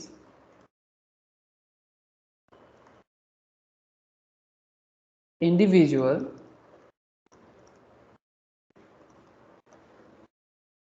not only in respect of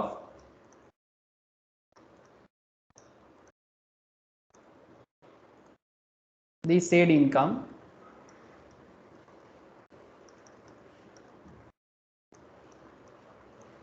but also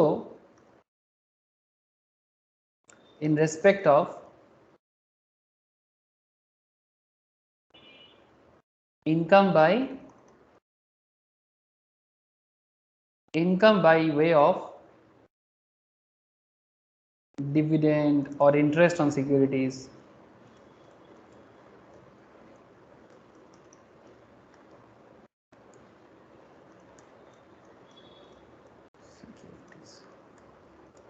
ठीक है, आपको ऐसे बताना चाहिए था। अगर statement ऐसा होता तो आपका जवाब होता यस, बट स्टेटमेंट बोला है बस एनी सोर्स और कुछ नहीं बोला।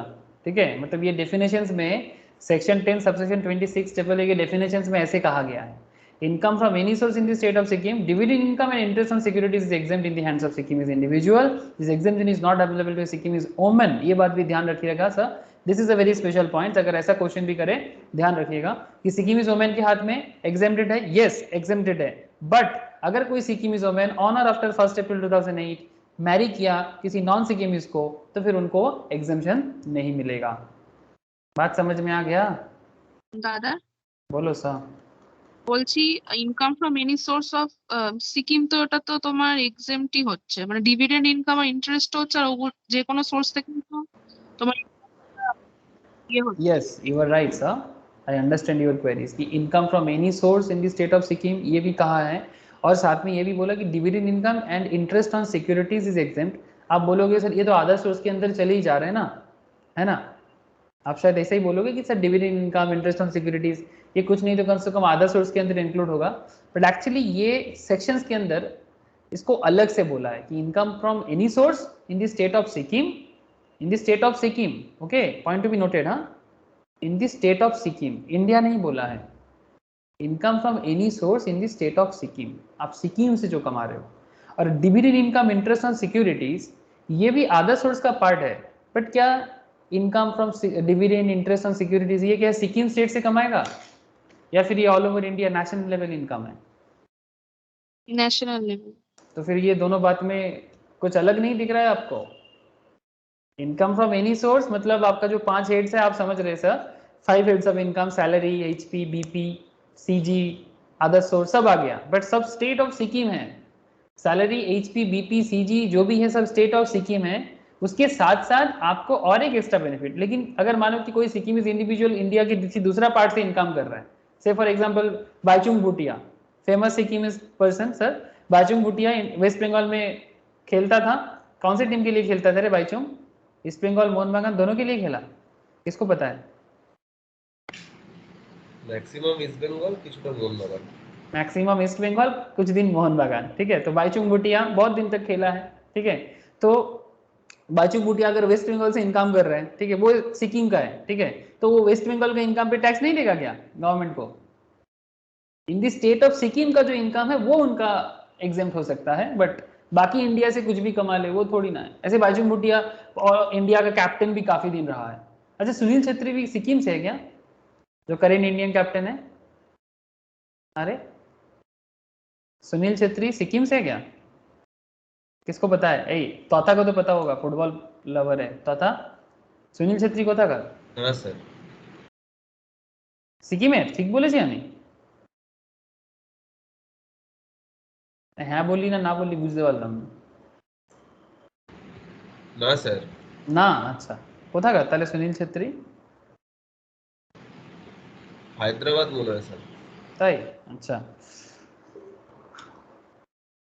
ओके सर, समझ में आ रहा होगा आप लोगों को। ए रोशनी, समझ में आया कि ये स्टेट ऑफ सिक्किम का सोर्स है और ये डिविडेंड इनकम तो नेशनल लेवल में ऑल ओवर इंडिया किसी भी कंपनी का डिविडेंड हो सकता है, किसी भी डिवेंचर बॉन्ड हो सकता है गवर्नमेंट का, आरबीआई का, किसी भी गवर्नमेंट कंपनी का, तो उसको अलग से इंक्लूड किया गया है।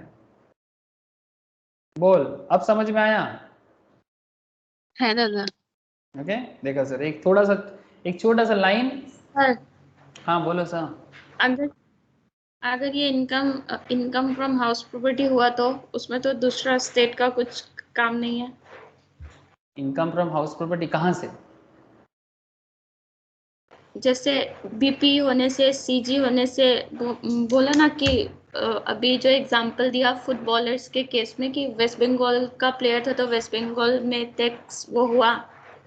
हाँ तो हाउस प्रॉपर्टी में तो उधर का घर, उधर पे रेंट, उधर पे वो टेनेंट ने रेंट दिया तो जिसका हाउस प्रॉपर्टी उसका इनकम, तो उस केस में फिर कैसे करेगा? नहीं देखो, जैसे मैं बाइचुंग भूटिया से बात कर रहा था, बाइचुंग भूटिया सिक्किम के हैं, ठीक है, वो मतलब उसका जो मतलब रूट है वो सिक्किम का है, वो सिक्किम का ही मतलब सिटीजन है ऐसे तो। बट वो वेस्ट बंगाल में भी, क्योंकि देखो स्पेशल स्टेटस मिल जाता है प्लेयर लोगों को, वो वेस्ट बंगाल में रहता था। तो मेरा कहने का मतलब है कि ये जो रूल है हम लोग का, जो प्रोविजंस है, ये प्रोविजंस हमें क्या बता रहा है? प्रोविजंस बता रहे हैं income from any source in the state of Sikkim. तो बाइचुंग भूटिया अगर सिक्किम से कुछ भी इनकम कर रहा है तो वो एग्जेम्प्टेड है, ठीक है। Dividend income and interest on securities भी एग्जेम्प्टेड है। बट अगर बाइचुंग भूटिया इंडिया के किसी दूसरे स्टेट में जाके कुछ इनकम कर रहा है, से फॉर एग्जांपल वेस्ट बंगाल से इनकम कर रहा है, दूसरे स्टेट्स में जाके, सपोज गोवा में जाके इनकम कर रहा है, तो वो इनकम क्या टैक्सेबल नहीं होगा?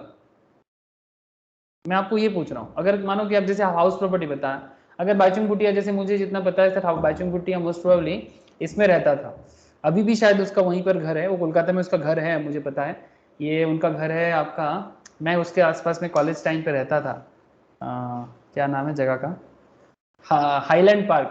वो हाईलैंड पार्क एक पूरा, आई थिंक रोशनी को पता होगा, हाईलैंड पार्क रूबी के पास, रूबी छोड़ के गुड़िया के पास हाईलैंड पार्क में बाइचुंग भूटिया का फ्लैट है।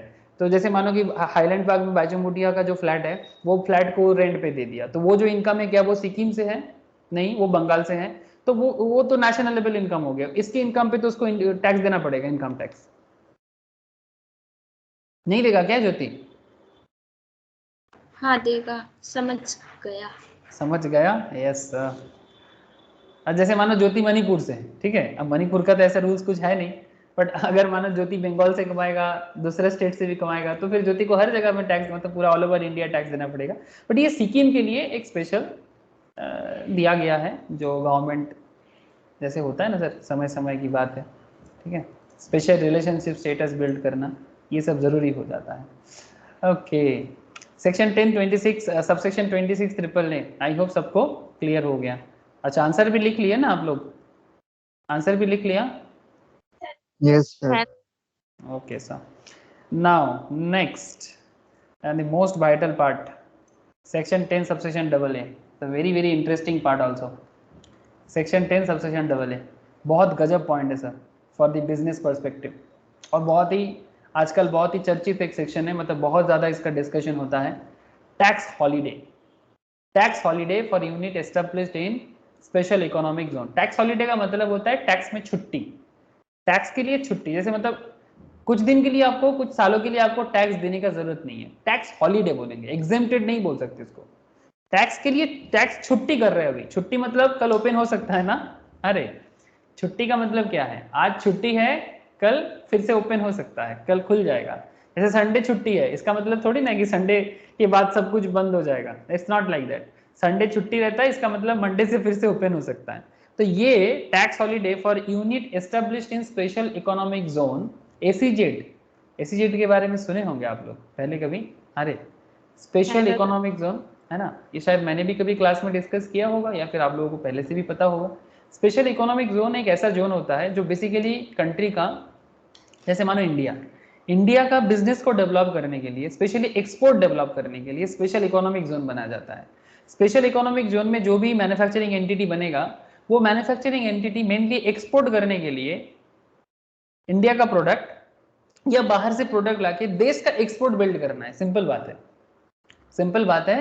देश के अंदर एक ऐसा एरिया जो कंट्री का क्या बिल्ड करेगा सर, जो कंट्री का एक्सपोर्ट को बढ़ाएगा, एक्सपोर्ट को ग्रो करेगा। ये इसका मेन कॉन्सेप्ट है, ये स्पेशल इकोनॉमिक जोन का। क्योंकि देश का एक्सपोर्ट ग्रो करने से देश का फॉरेन एक्सचेंज रिजर्व बढ़ता है, जिसका फॉरेक्स रिजर्व बढ़ेगा तो देश कंट्री का क्या होगा सर, और पैसा आएगा, ठीक है, कंट्री रिच बनेगा। जैसे चाइना को देखो ना, चाइना एक एग्रीकल्चरल बेस्ड कंट्री था एक टाइम पे, ठीक है, आज चाइना एक मैन्युफैक्चरिंग बेस्ड कंट्री हो गया है। और उससे भी बड़ी बात, चाइना आज एक एक्सपोर्ट ओरिएंटेड कंट्री बन गया है ना। और वही मेन रीजन है जो चाइना के इकोनॉमिक डेवलपमेंट का एक सबसे बड़ा हथियार बना है ना। क्या लगता है आप लोगों को, चाइना इतना डेवलप कैसे हो गया? मैन्युफैक्चरिंग में बहुत फोकस करता है, आईटी कंपनीज को भी ब्लॉक कर दे रहा है। Yes sir, yes sir, very good sir. तो बेसिकली उसका मेन फोकस है कि वो मैन्युफैक्चर करेगा, और मैन्युफैक्चर करके खुद कंजम्पशन तो कर ही लेगा, बट मैक्सिमम फोकस उसका है कि मैं फॉरेन को बेचूंगा, ठीक है। स्पेशली उसके नजर में क्या है, जो थोड़ा सा क्या बोलूं सर, थोड़ा पुअर कंट्री, थोड़ा सा मिडिल क्लास कंट्री, जैसे सबसे बड़ा तो उसका सबसे बड़ा कस्टमर तो इंडिया ही है, ठीक है, 135 करोड़ की आबादी। हमारा क्या है ना, हम लोग कुछ बना नहीं सकते एक्चुअली। ये करंट इंडियन कल्चर बन चुका है, डब्बा कल्चर, ठीक है, फिर से थोड़ा सा कुछ हो रहा है, बट ये एजुकेशन सिस्टम ऐसा डब्बा बन गया है कि हम लोगों को कुछ मैन्युफैक्चरिंग करना तो छोड़ो, कुछ भी करने से हमें इतना नींद आता है, इतना हम लोग आलसी है, इतना हमारा डब्बा एजुकेशन है, और इतना हमारा पॉलिटिकल प्रॉब्लम है, ठीक है, कि हर बात में प्रॉब्लम, सबको अपना फायदा है, कंट्री का फायदा किसी को नहीं चाहिए, ठीक है। तो 135 करोड़ आबादी को क्या है, इसको सिर्फ कंज्यूम करना है, थोड़ा बहुत जितना कमा लेते हैं उस कमाई से क्या है, बस कंज्यूम करते जाओ। मतलब ये करंट सिस्टम है हमारा, मतलब 90% लोग ऐसे हैं हमारे देश में, ऐसे 90%, हार्डली 10% लोग हैं जिसके कारण कंट्री चलता है। कोई लोग बोलते हैं कि हमारे देश में इनइक्वालिटीज बहुत है। इनइक्वालिटीज समझते हो, पैसा का जो डिस्ट्रीब्यूशन है बहुत ज्यादा इनइक्वल है, ठीक है, मतलब डिस्ट्रीब्यूशन अच्छा नहीं हुआ, अनइक्वल डिस्ट्रीब्यूशन ऑफ इनकम। तो एक डेटा है, ऐसे कहा जाता है कि इंडिया में 10% लोगों के पास 90% ऑफ द एसेट्स एंड 90% लोगों के पास 10% ऑफ द एसेट्स। ऐसा क्यों? ऐसा इसलिए सर क्योंकि 10% लोग दिमाग लगाते हैं, 10% लोग बैठे नहीं रहते, कुछ ना कुछ सोचते रहते हैं अपने फाइनेंस के लिए, कंट्री के फाइनेंस के लिए, या फिर सबसे इंपॉर्टेंट बात है कि वो बिजनेस डेवलप करना चाहता है। बट 90% लोग क्या है, इनको ये सब से मतलब नहीं है। इनको तो बस अगर पॉलिटिकल पार्टीज आके बस 500 टका दे दे, वोट दे देगा, बस इनको और कुछ नहीं चाहिए। ऐसे लोगों का संख्या बहुत ज्यादा है। कौन किसको कितना दे रहा है, ऐसे इसलिए फिर क्या हो रहा है कि अनइक्वल डिस्ट्रीब्यूशन तो बनेगा, बिकॉज 90% तो कुछ करना ही नहीं चाहता, इनको बस चल रहा है, चलने दो, क्या फर्क पड़ता है, चेंजेस करके क्या करेंगे। मेरा कहने का मतलब कुछ ऐसा है सर कि हम लोग मेहनती नहीं है, और हमारा एजुकेशन सिस्टम भी हमें ऐसा सिखाता नहीं है। थोड़ा बहुत जो भी होता है वो बाहर चले जाते हैं, थोड़ा बहुत जो भी आता है वो नासा में जाके साइंटिस्ट बन जाता है, या फिर गूगल में जाके नौकरी कर लेता है, माइक्रोसॉफ्ट का बॉस बन जाता है। इंडिया में कुछ नहीं कर सकता, बिकॉज वो एनवायरनमेंट हम लोग बना नहीं पा रहे अभी तक। बट चाइना इस मामले में हमसे आगे निकल गया। लेकिन ऐसा नहीं था कभी भी, चाइनीज लोग इंडिया में पढ़ने आता था, हमारा तक्षशिला में जो आज पाकिस्तान में चला गया, हमारे नालंदा में पढ़ने आता था। इवन चाइना का जो पूरा एजुकेशन सिस्टम है वो इंडिया से ही उधार लेके बना हुआ है। क्या बात कर रहे हो सर? सर मजाक नहीं कर रहे। ये जो चाइना में मैक्सिमम लोग बुद्धिस्ट है, ठीक है। मार्शल आर्ट जो है सर, ये मार्शल आर्ट जिन्होंने बनाया चाइना में जाके, जापान में जाके, ये मार्शल आर्ट जिन्होंने बनाया, ये भी बोधि क्या नाम है उनका, पूरा नाम भूल जा रहा हूँ, बट वो पूरा वो एक्चुअली इंडियन मॉन्क थे, तो वो एक्चुअली चाइना में। और गौतम बुद्धा के बारे में सबको पता है। तो गौतम बुद्धा का जो टीचिंग से लेसन है यही चाइना में जाके स्प्रेड किया, और चाइना वही टीचिंग और लेसन को यूज करके क्या डेवलपमेंट कर दिया। बट हम लोग गौतम बुद्धा को सिर्फ बोलते हैं कि बुद्धा फ्रॉम इंडिया। बिहार में जाओ तो बुद्धा का काफी सारा जगह घूमने ले जाते हैं, बट सब बिलीफ फीलिंग्स जो भी था उनका, जो भी सिस्टम था, इसको कभी अडॉप्ट करने का कोशिश भी नहीं की। तो जो भी हो, अल्टीमेटली इंडिया में था सब कुछ, बट हम लोग सब भूल गए। चलो कोई बात नहीं, कभी कभी मेरे को गुस्सा होता है मन में, तब बोल देता हूँ आप लोगों को। अच्छा, आगे बात करते हैं सर। तो स्पेशल इकोनॉमिक जोन क्या हो गया, उसमें बात करो सर, जल्दी जल्दी बोलो। स्पेशल इकोनॉमिक जोन, चलो आपको मैं कुछ स्पेशल इकोनॉमिक जोन दिखाता हूँ। ACZ in India, ACZ in India map, okay. India में बहुत सारा जगह में एसीजेड बना हुआ है सर, ठीक है, एसीजेड बना हुआ है। ये एसीजेड में क्या होता है, चलो मैं एसीजेड के साइड में जा रहा हूँ, गवर्नमेंट का खुलेगा कि नहीं, सरकारी है पता नहीं सर, खुल नहीं रहा है। मैप से देख लो थोड़ा बहुत, कुछ मैप से अगर दिख जाए तो। स्पेसीजेड, एसीजेड स्प्रेड, ये एसीजेड थोड़ा बड़ा नहीं होगा क्या? हाँ, कुछ नजर आ जाएगा आपको यहाँ पर। देखो सर, एसीजेड इन इंडिया में at present there are 8 functional ACZ. कब का बात है सर ये पता नहीं, बट फिर भी एक आइडिया के लिए अभी देख लो कि ऑथेंटिक सोर्स नहीं है अभी, ठीक है। जैसे महाराष्ट्र में सेंटा क्रूज है, कोचीन में केरला है, कांडला एंड सूरत गुजरात में, चेन्नई में तमिलनाडु में चेन्नई में, वाइजैग में Andhra Pradesh, Falta West Bengal and Noida Uttar Pradesh, okay. Further SEZ at Indore Madhya Pradesh is now ready to operation. हाँ सर, ये सोर्स सही है, प्रॉब्लम नहीं है, जो भी बोला मेरे को सब पता है, इसीलिए मैं आपको हाँ बोल दिया। ये सब आप समझ सकते हो। जैसे हमारे वेस्ट बंगाल में जो है फॉल्ता, चलो जाएंगे Falta is near Diamond Harbour, Falta special economic zone. जैसे मैंने लिखा देखो, आपको लेके जा रहा है sir Falta special economic zone में। अरे चलो भाई जाओ, नहीं जा रहे, दिखाएगा नहीं क्या इमेज, पता नहीं। ये देखो, ये रहा फॉल्ता का, ये कोलकाता का ऑफिस दिखा रहा है बेसिकली। फॉल्ता डायमंड हार्बर के पास है सर। वहां पर एक्चुअली एक ऐसा जोन बना जा रहा है जहां पर manufacturing entity, export oriented unit बनाया जाएगा, और जो प्रोडक्ट फॉरेन में एक्सपोर्ट किया जाएगा। अब ये सेक्शन 10 सबसेक्शन सेक्शन 10AA आपको क्या बताता है, ध्यान से सुनो बात को। Tax holidays for unit established in special economic zone which begins to manufacture or produce articles or things or provide any service or on or after 1/4/2005। ध्यान से सुनिएगा सर, डेट बहुत वाइटल है आपके लिए। 1 अप्रैल 2005 के बाद मैन्युफैक्चरिंग स्टार्ट किया है, कहां पर, एसीजेड में। बट बिफोर 1/4/2021, 1 अप्रैल 21 से पहले, for 15 consecutive assessment years in respect of its profits. 15 consecutive assessment year, consecutive एक के बाद एक, 15 साल, okay. In respect of its profit derive from export, जो भी एक्सपोर्ट करके प्रॉफिट करेगा वो, ऑफ सच आर्टिकल, जो भी चीजें बेचेगा फॉरेन में एक्सपोर्ट करेगा, और थिंग्स, और एक्सपोर्ट ऑफ सर्विस, या सर्विस भी एक्सपोर्ट करता है, इंक्लूडिंग कंप्यूटर सॉफ्टवेयर, तो उनको एग्जेम्पशंस मिलता है। एग्जेम्पशंस का फॉर्मूला क्या है sir, profit of unit in ACZ, जो भी आप प्रॉफिट करोगे, export turnover of unit in ACZ and total turnover of unit in ACZ, okay. मतलब एसीजेड में जितना टोटल टर्नओवर होगा और उसमें जितना आपका प्रॉफिट एक्सपोर्ट होगा, ठीक है, जितना वैल्यूएशन होगा वो अमाउंट एग्जेम्प्टेड हो जाएगा। एग्जेम्पशंस का पैटर्न क्या है, 100% of such profit would be exempt in the first 5 years, पहला 5 साल में पूरा 100% profit exempted, 50% in the next 5 years, and in the last 5 years 50% subject to transfer to ACZ reinvestment reserve account. ये क्या है sir last 5 साल, मतलब total कितना साल है, 15 साल है। पहला 5 इयर्स 100% प्रॉफिट एग्जेम्प्टेड, हिसाब कुछ इस तरह से होगा, मैं अभी कैलकुलेशन दिखाऊंगा आपको, डोंट वरी।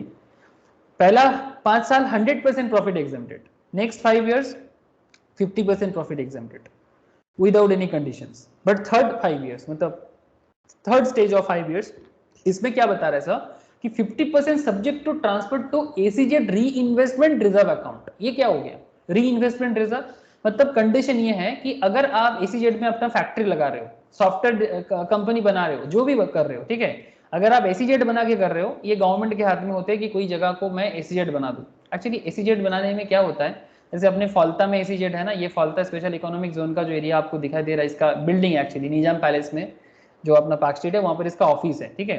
तो कहने का मतलब है, सपोज से फॉर एग्जांपल अपने न्यू टाउन में भी कुछ स्पेशल इकोनॉमिक जोन चलता है, ठीक है, तो स्पेशल इकोनॉमिक जोन अगर गवर्नमेंट उसको डिक्लेयर कर देता है तो वहां पर फैक्ट्री वगैरह बनेगा, एम्प्लॉयमेंट भी क्रिएट होगा, लेकिन गवर्नमेंट को टैक्स नहीं मिलेगा। आप बात समझ रहे हो सर? अरे समझ में आ रहा है? जैसे न्यू टाउन में भी कुछ एरिया, जैसे विप्रो ने मोस्ट प्रोबेबली एसीजेड में कुछ ऐसा कॉन्सेप्ट में सुना था, अभी मुझे याद नहीं आ रहा है, कि अगर मानो कि अगर वो जगह एसीजेड गवर्नमेंट डिक्लेयर कर देते हैं, ठीक है, तो यहाँ पर जो भी फैक्ट्री, जो भी कंपनी, जो भी सॉफ्टवेयर डेवलपमेंट जो भी होगा, उसके लिए गवर्नमेंट को टैक्स नहीं मिलेगा, बिकॉज गवर्नमेंट उसके बारे में क्या बोल के रखा है, आप देख पा रहे हो ना सर? गवर्नमेंट क्या बोल के रखा है, पहला 5 साल 100% प्रॉफिट एग्जेम्प्टेड, ओके, सेकंड 5 साल 50% एग्जेम्प्टेड, ठीक है, और नेक्स्ट 5 साल में 50%, लेकिन शर्त ये है कि जो भी प्रॉफिट होगा उसको पर्सनल कंजम्पशन नहीं, बिजनेस के लिए री इन्वेस्टमेंट रिजर्व में ट्रांसफर करना पड़ेगा। री इन्वेस्टमेंट मतलब वो पैसा जो भी प्रॉफिट करोगे वो खुद का पर्सनल कंजम्पशन पे नहीं जाएगा, ऑडी मर्सिडीज खरीद के लोगों को नहीं दिखाना है, बिजनेस के लिए री इन्वेस्टमेंट करना है। अगर आप ऐसा करते हो तो देश में बिजनेस डेवलपमेंट होगा, देश में रिक्रूटमेंट बढ़ेगा, अनएम्प्लॉयमेंट कमती होगा, ओवरऑल देश का एक्सपोर्ट बढ़ेगा, देश में फॉरेन रिजर्व बढ़ेगा, फॉरेक्स जिसको हम लोग बोलते हैं, मतलब इंडिया बेसिकली डॉलर में कमाएगा, और कंट्री डॉलर में कमाए तो इकोनॉमिक डेवलपमेंट होना ही होना है। तो एसीजेड में ये होता है, लेकिन कंट्री को मतलब गवर्नमेंट को टैक्स नहीं मिलेगा, मतलब टैक्स मिलेगा, टैक्स हॉलीडे, टैक्स में छुट्टी दे रहा है, बिकॉज कुछ स्पेशल काम कर रहे हैं ना। प्रोविजन अगर समझ में आ गया सेक्शन 10AA, तो एक क्वेश्चन सॉल्व करे सर? हेलो, क्या बोलते हो? ओके, प्रोविजन समझ में आ गया तो एक क्वेश्चन सॉल्व करते हैं।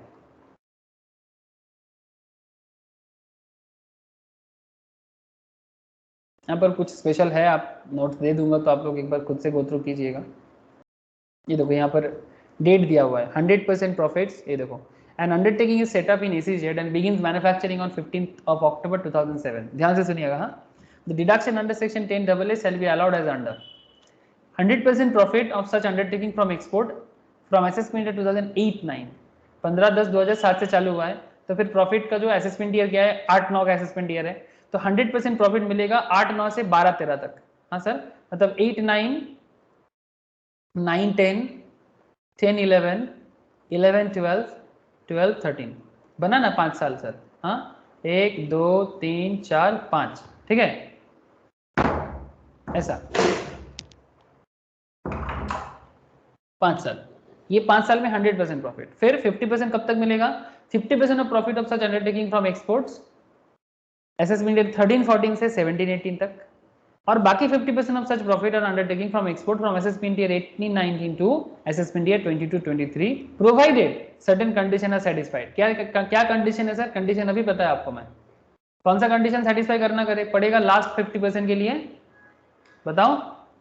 री इन्वेस्टमेंट करना पड़ेगा। री इन्वेस्टमेंट, बिजनेस में अपना जो प्रॉफिट करोगे वो पैसा फिर से री इन्वेस्ट करना पड़ेगा बिजनेस पे, खुद का बंगला, खुद का गाड़ी, हाँ सर, या फिर बिग फैट इंडियन वेडिंग, ये सब में खर्चा नहीं करना है, ठीक है, प्रॉफिट को बिजनेस में री इन्वेस्ट करना है, ठीक है, पर्सनल कंजम्पशन पे नहीं करना है, सिंपल बात है।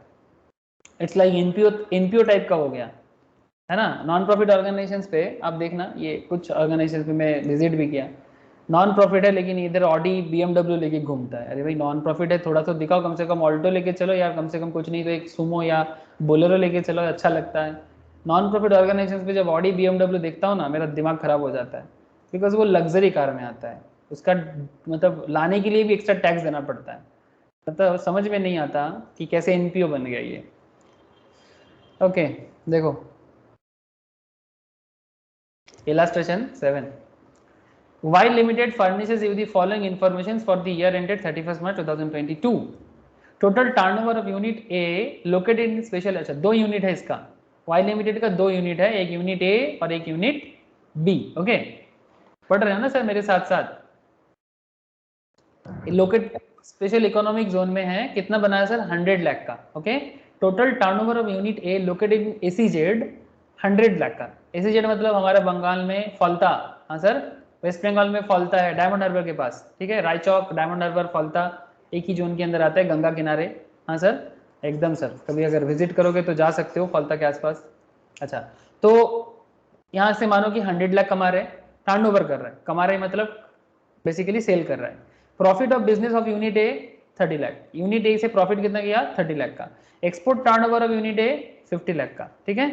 अच्छा, total turnover of unit be located in domestic tariff area. Sir domestic tariff area मतलब जो नॉन एसीजेड एरिया है, मतलब कोई भी कंट्री का, जैसे मैं आपको फॉल्ता बता रहा था, ठीक है, जैसे मैं आपको क्या बता रहा था, फॉल्ता, फॉल्ता में जो आपको मैं बता रहा था, फॉल्ता स्पेशल इकोनॉमिक जोन जो मैं आपको बता रहा था, एसीजेड नियर वेस्ट बंगाल। चलो देखते हैं,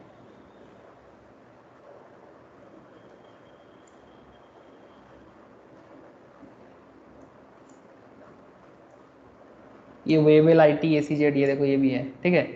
कहने का मतलब है कि जैसे मानो ये जो एरिया वेस्ट आपको दिख रहा है, जैसे डीएलएफ आईटी पार्क एसीजेड, ये भी एसीजेड दिख रहा है, ये भी एक एसीजेड है, वेबल जो आपका, वेबल में जो आपका है ना, काफ़ी सारा आईटी कंपनीज है यहाँ पर।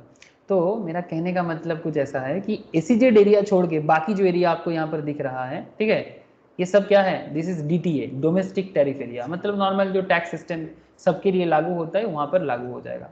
बट एसीजेड में जो भी बिजनेस करता है वो बाकी सबकी तरह ट्रीटमेंट नहीं होता है वहाँ पर, ठीक है, ये मेन फर्क हो जाता है सर, ठीक है, ये मेन फर्क हो जाता है। तो कहने का मतलब आई होप क्लियर हो गया। अब क्या है, क्वेश्चन को सॉल्व करेंगे।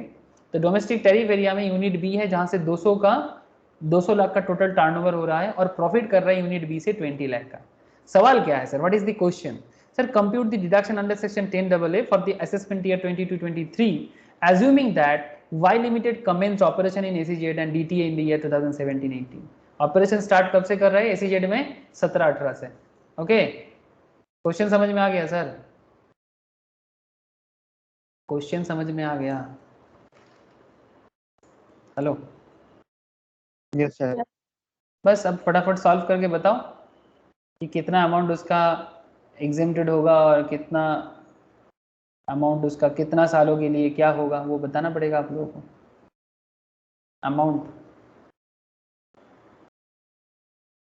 अमाउंट कितना होगा, कैसे कैलकुलेट करें? चलो मेरे साथ साथ करो सर, लास्ट क्वेश्चन है आज का, इलस्ट्रेशन 7 है। तो थोड़ा प्रोविजंस पहले लिख लो। 100% ऑफ द प्रॉफिट, अच्छा मैं बाद में आपको प्रोविजंस लिखाता हूँ, बट बिफोर दैट आप कैलकुलेशंस बताओ मुझे। प्रॉफिट ऑफ द बिजनेस, मतलब इसका जो रूल्स क्या था, रूल्स कुछ ऐसा है sir, profit of unit in ACZ into export turnover of unit ACZ divided by total turnover of unit ACZ, ठीक है। तो बताओ sir, profit of the business of unit A, unit A से कितना प्रॉफिट किया उसने, यूनिट ए से कितना प्रॉफिट किया बताओ। Export turnover of unit A 50, profit of the business of unit ए 30, कितना प्रॉफिट किया यूनिट ए से? 30 लाख क्या 50 लाख, क्या बोलोगे? 30 लाख, ओके। तो profit of the business of unit ए 30 लाख, ये हो गया, ओके। अच्छा, और क्या है हमारा रूल्स क्या है, into export turnover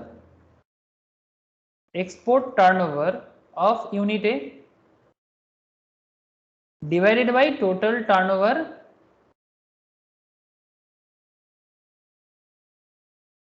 of unit ए, ये हमारा फॉर्मूला है ना, दिस इज द फॉर्मूला, और इनटू 100%, इनटू 100%, इनटू 100%, मतलब अगर 100% जब हम लोग क्लेम करेंगे तो उसके लिए 100%। तो कहने का मतलब ये है ऐसा कि 30 lakh into export to unit A, export turnover of unit A 50 है ना, दिस वन एक्सपोर्ट टर्नओवर 50, और टोटल टर्नओवर कितना मानेंगे, 100 या 200? 100, वेरी गुड सर, बिकॉज हमें यूनिट ए लेना है जो एसीजेड से कनेक्टेड है। बिकॉज जो डोमेस्टिक टैरिफ में है, जो नॉर्मल टैक्स जोन में है, डोमेस्टिक टैरिफ मतलब टैक्स, नॉर्मल टैक्स जोन, ठीक है, जहाँ पर कोई भी फैक्ट्री बनाओ टैक्स देना पड़ेगा गवर्नमेंट को, ऐसा टाइप का।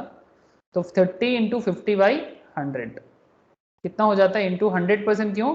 बिकॉज ये पहला 5 साल के अंदर आ गया। आपने मैन्युफैक्चरिंग करना चालू किया 17-18 में और आपको पूछा है 21-22 में, है ना? तो फिर आप ऑटोमेटिकली 5 साल के अंदर आ जाते हो, तो आपको 100% एग्जेम्पशन मिलेगा। That is why 100%। अगर 50% होता तो 50% करना पड़ता। बोलो कितना अमाउंट होगा? 15 लाख। 15 लाख सा, ठीक है। ये रहा आपका 15 लाख। अब ये आपका क्या रहेगा? ये आपका एग्जेम्प्टेड अमाउंट है। 100% एग्जेम्प्टेड प्रॉफिट का जो पार्ट आपको एग्जेम्प्ट होगा। अब सर ये जो भी आपने कैलकुलेशन कर लिया, इसका प्रोविजंस क्या है? प्रोविजंस लिखो, प्रोविजंस लिखो तो आपको बात समझ में आ जाएगा।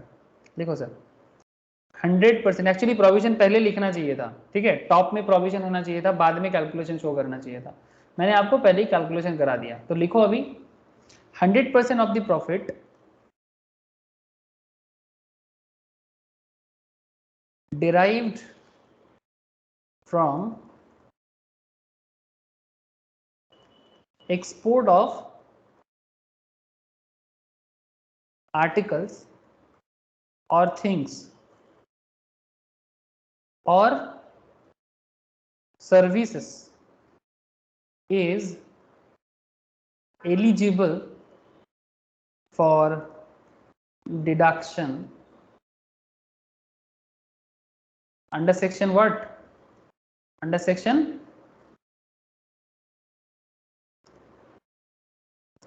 कितना सेक्शन बोलो sir? Under section 10AA। 10AA। Thank you sir. Under section 10AA, since financial year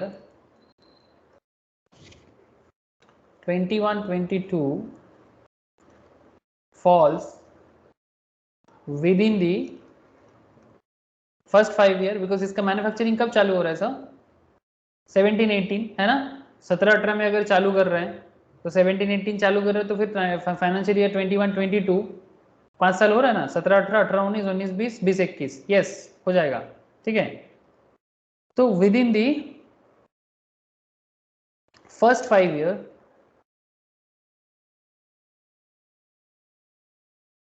period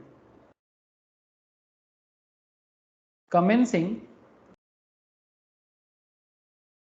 from the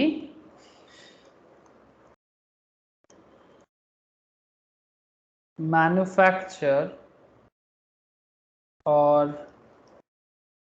production of article or things or provision of services, provision of services by the unit in ACZ, special economic zone. As per इसको actually देश के अंदर विदेश जैसा treatment मिलता है। मतलब ACZ में अगर कोई कुछ ट्रांसफर भी करता है ना, तो उसको एक्सपोर्ट के जैसे ट्रीट करते हैं। मतलब सपोज मानो कोई नॉन टैरिफ है, मतलब टैरिफ एरिया से फॉर एग्जांपल मानो कि ये जो एरिया हमारा टैरिफ ACZ है, ठीक है। अगर मानो कि यहाँ से कोई चीज़ आप यहाँ पर ट्रांसफर कर रहे हो, ठीक है, यहाँ से कोई चीज़ आप यहाँ पर ट्रांसफर कर रहे हो, तो इसको एक्सपोर्ट की तरह ट्रीट किया जाता है। बिकॉज ये जो ACZ एरिया होता है ना, ACZ एरिया को फॉरेन जैसा माना जाता है, देश के अंदर विदेश, ठीक है, याद रखिएगा सर। बिकॉज इनको स्पेशल ट्रीटमेंट मिलता है ना, बिकॉज वो इंडियन मतलब इकोनॉमी को डेवलप करने का बेड़ा जो उठा के रखा है ACZ में। तो as per section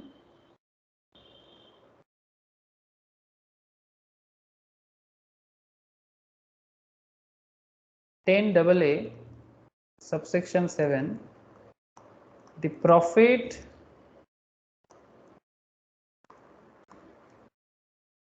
derived from export of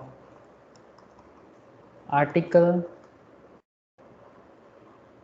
or things or services shall be the amount which bears the profits of the business of the undertaking, business of the undertakings, being the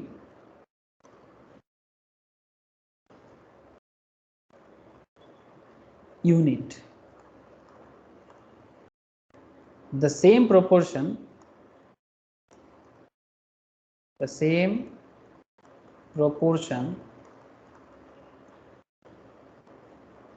as the export turnover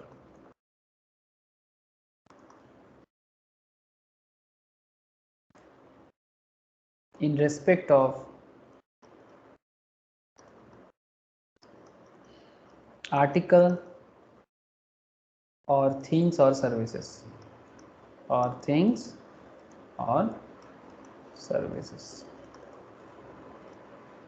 bears to the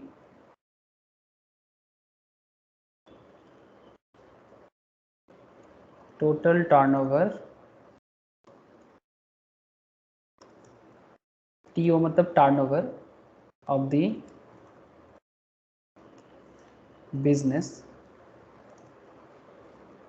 carried on by the undertaking.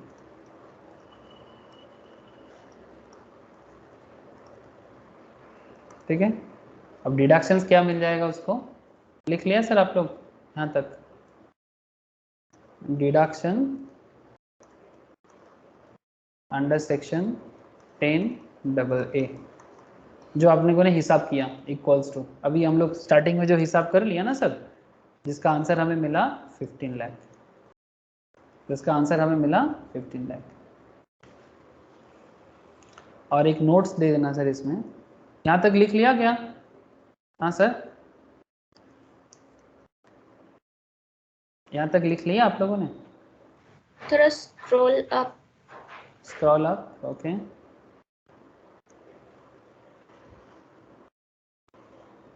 बस एक note देना है, काम बन जाएगा फिर। इसका above 2 line लो। हाँ, यस सर।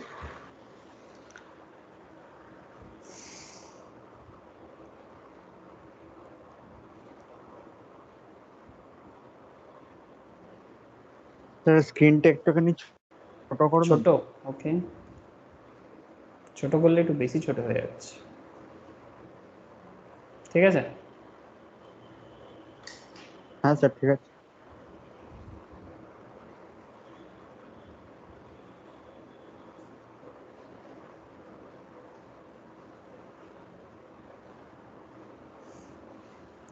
सबको लिख लिया रे? অর্পিতা লিখতে পেরেছিস? আগের পেজটা, ওকে।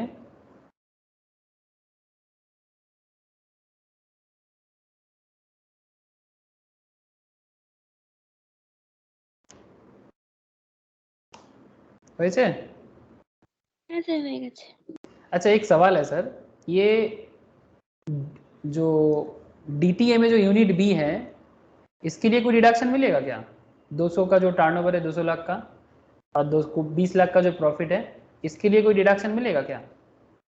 नहीं, डीटीए में नॉर्मल, तो डीटीए नॉर्मल टैक्सेबल सिस्टम में आ जाएगा, है ना सर? तो फिर एक नोट यहाँ पर बस ऐड कर दो, एक नोट ऐड कर दो। यूनिट ए का तो समझ में आ गया, तो फिर यूनिट बी का क्या होगा? तो लिख दो no deduction under section 10AA is allowable in respect of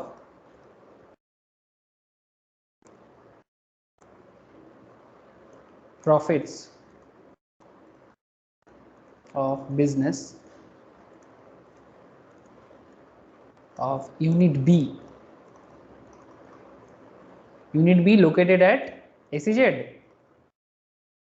located in, क्या होगा, एसीजेड या एसीजेड करे कि डीटीए करे, क्या होगा बोलेंगे इसको? DTA। DTA, domestic tariff area, मतलब जो नॉर्मल टैक्सेबल एरिया है, ठीक है, जो एसीजेड नहीं है सर। ठीक है, ये आज का हॉट टॉपिक था 10AA। बहुत ही हॉट होता है सर ये कॉन्सेप्ट एसीजेड का, बड़ा आजकल एंटरप्रेन्योर को डेवलपमेंट करने के लिए, मतलब अगर देश के अंदर लोगों के अंदर एंटरप्रेन्योरशिप का भूत आ जाए, भगवान करे, गवर्नमेंट भी चाहते हैं, बट यही ना, गवर्नमेंट चाहते हैं बट यूथ नहीं चाहता, यूथ को सिर्फ नौकरी चाहिए, मतलब कम से कम 10 में से एक बंदा तो एंटरप्रेन्योर बन जाए, देश बन जाएगा सर। ओके चलो, समझ में आ गया सर?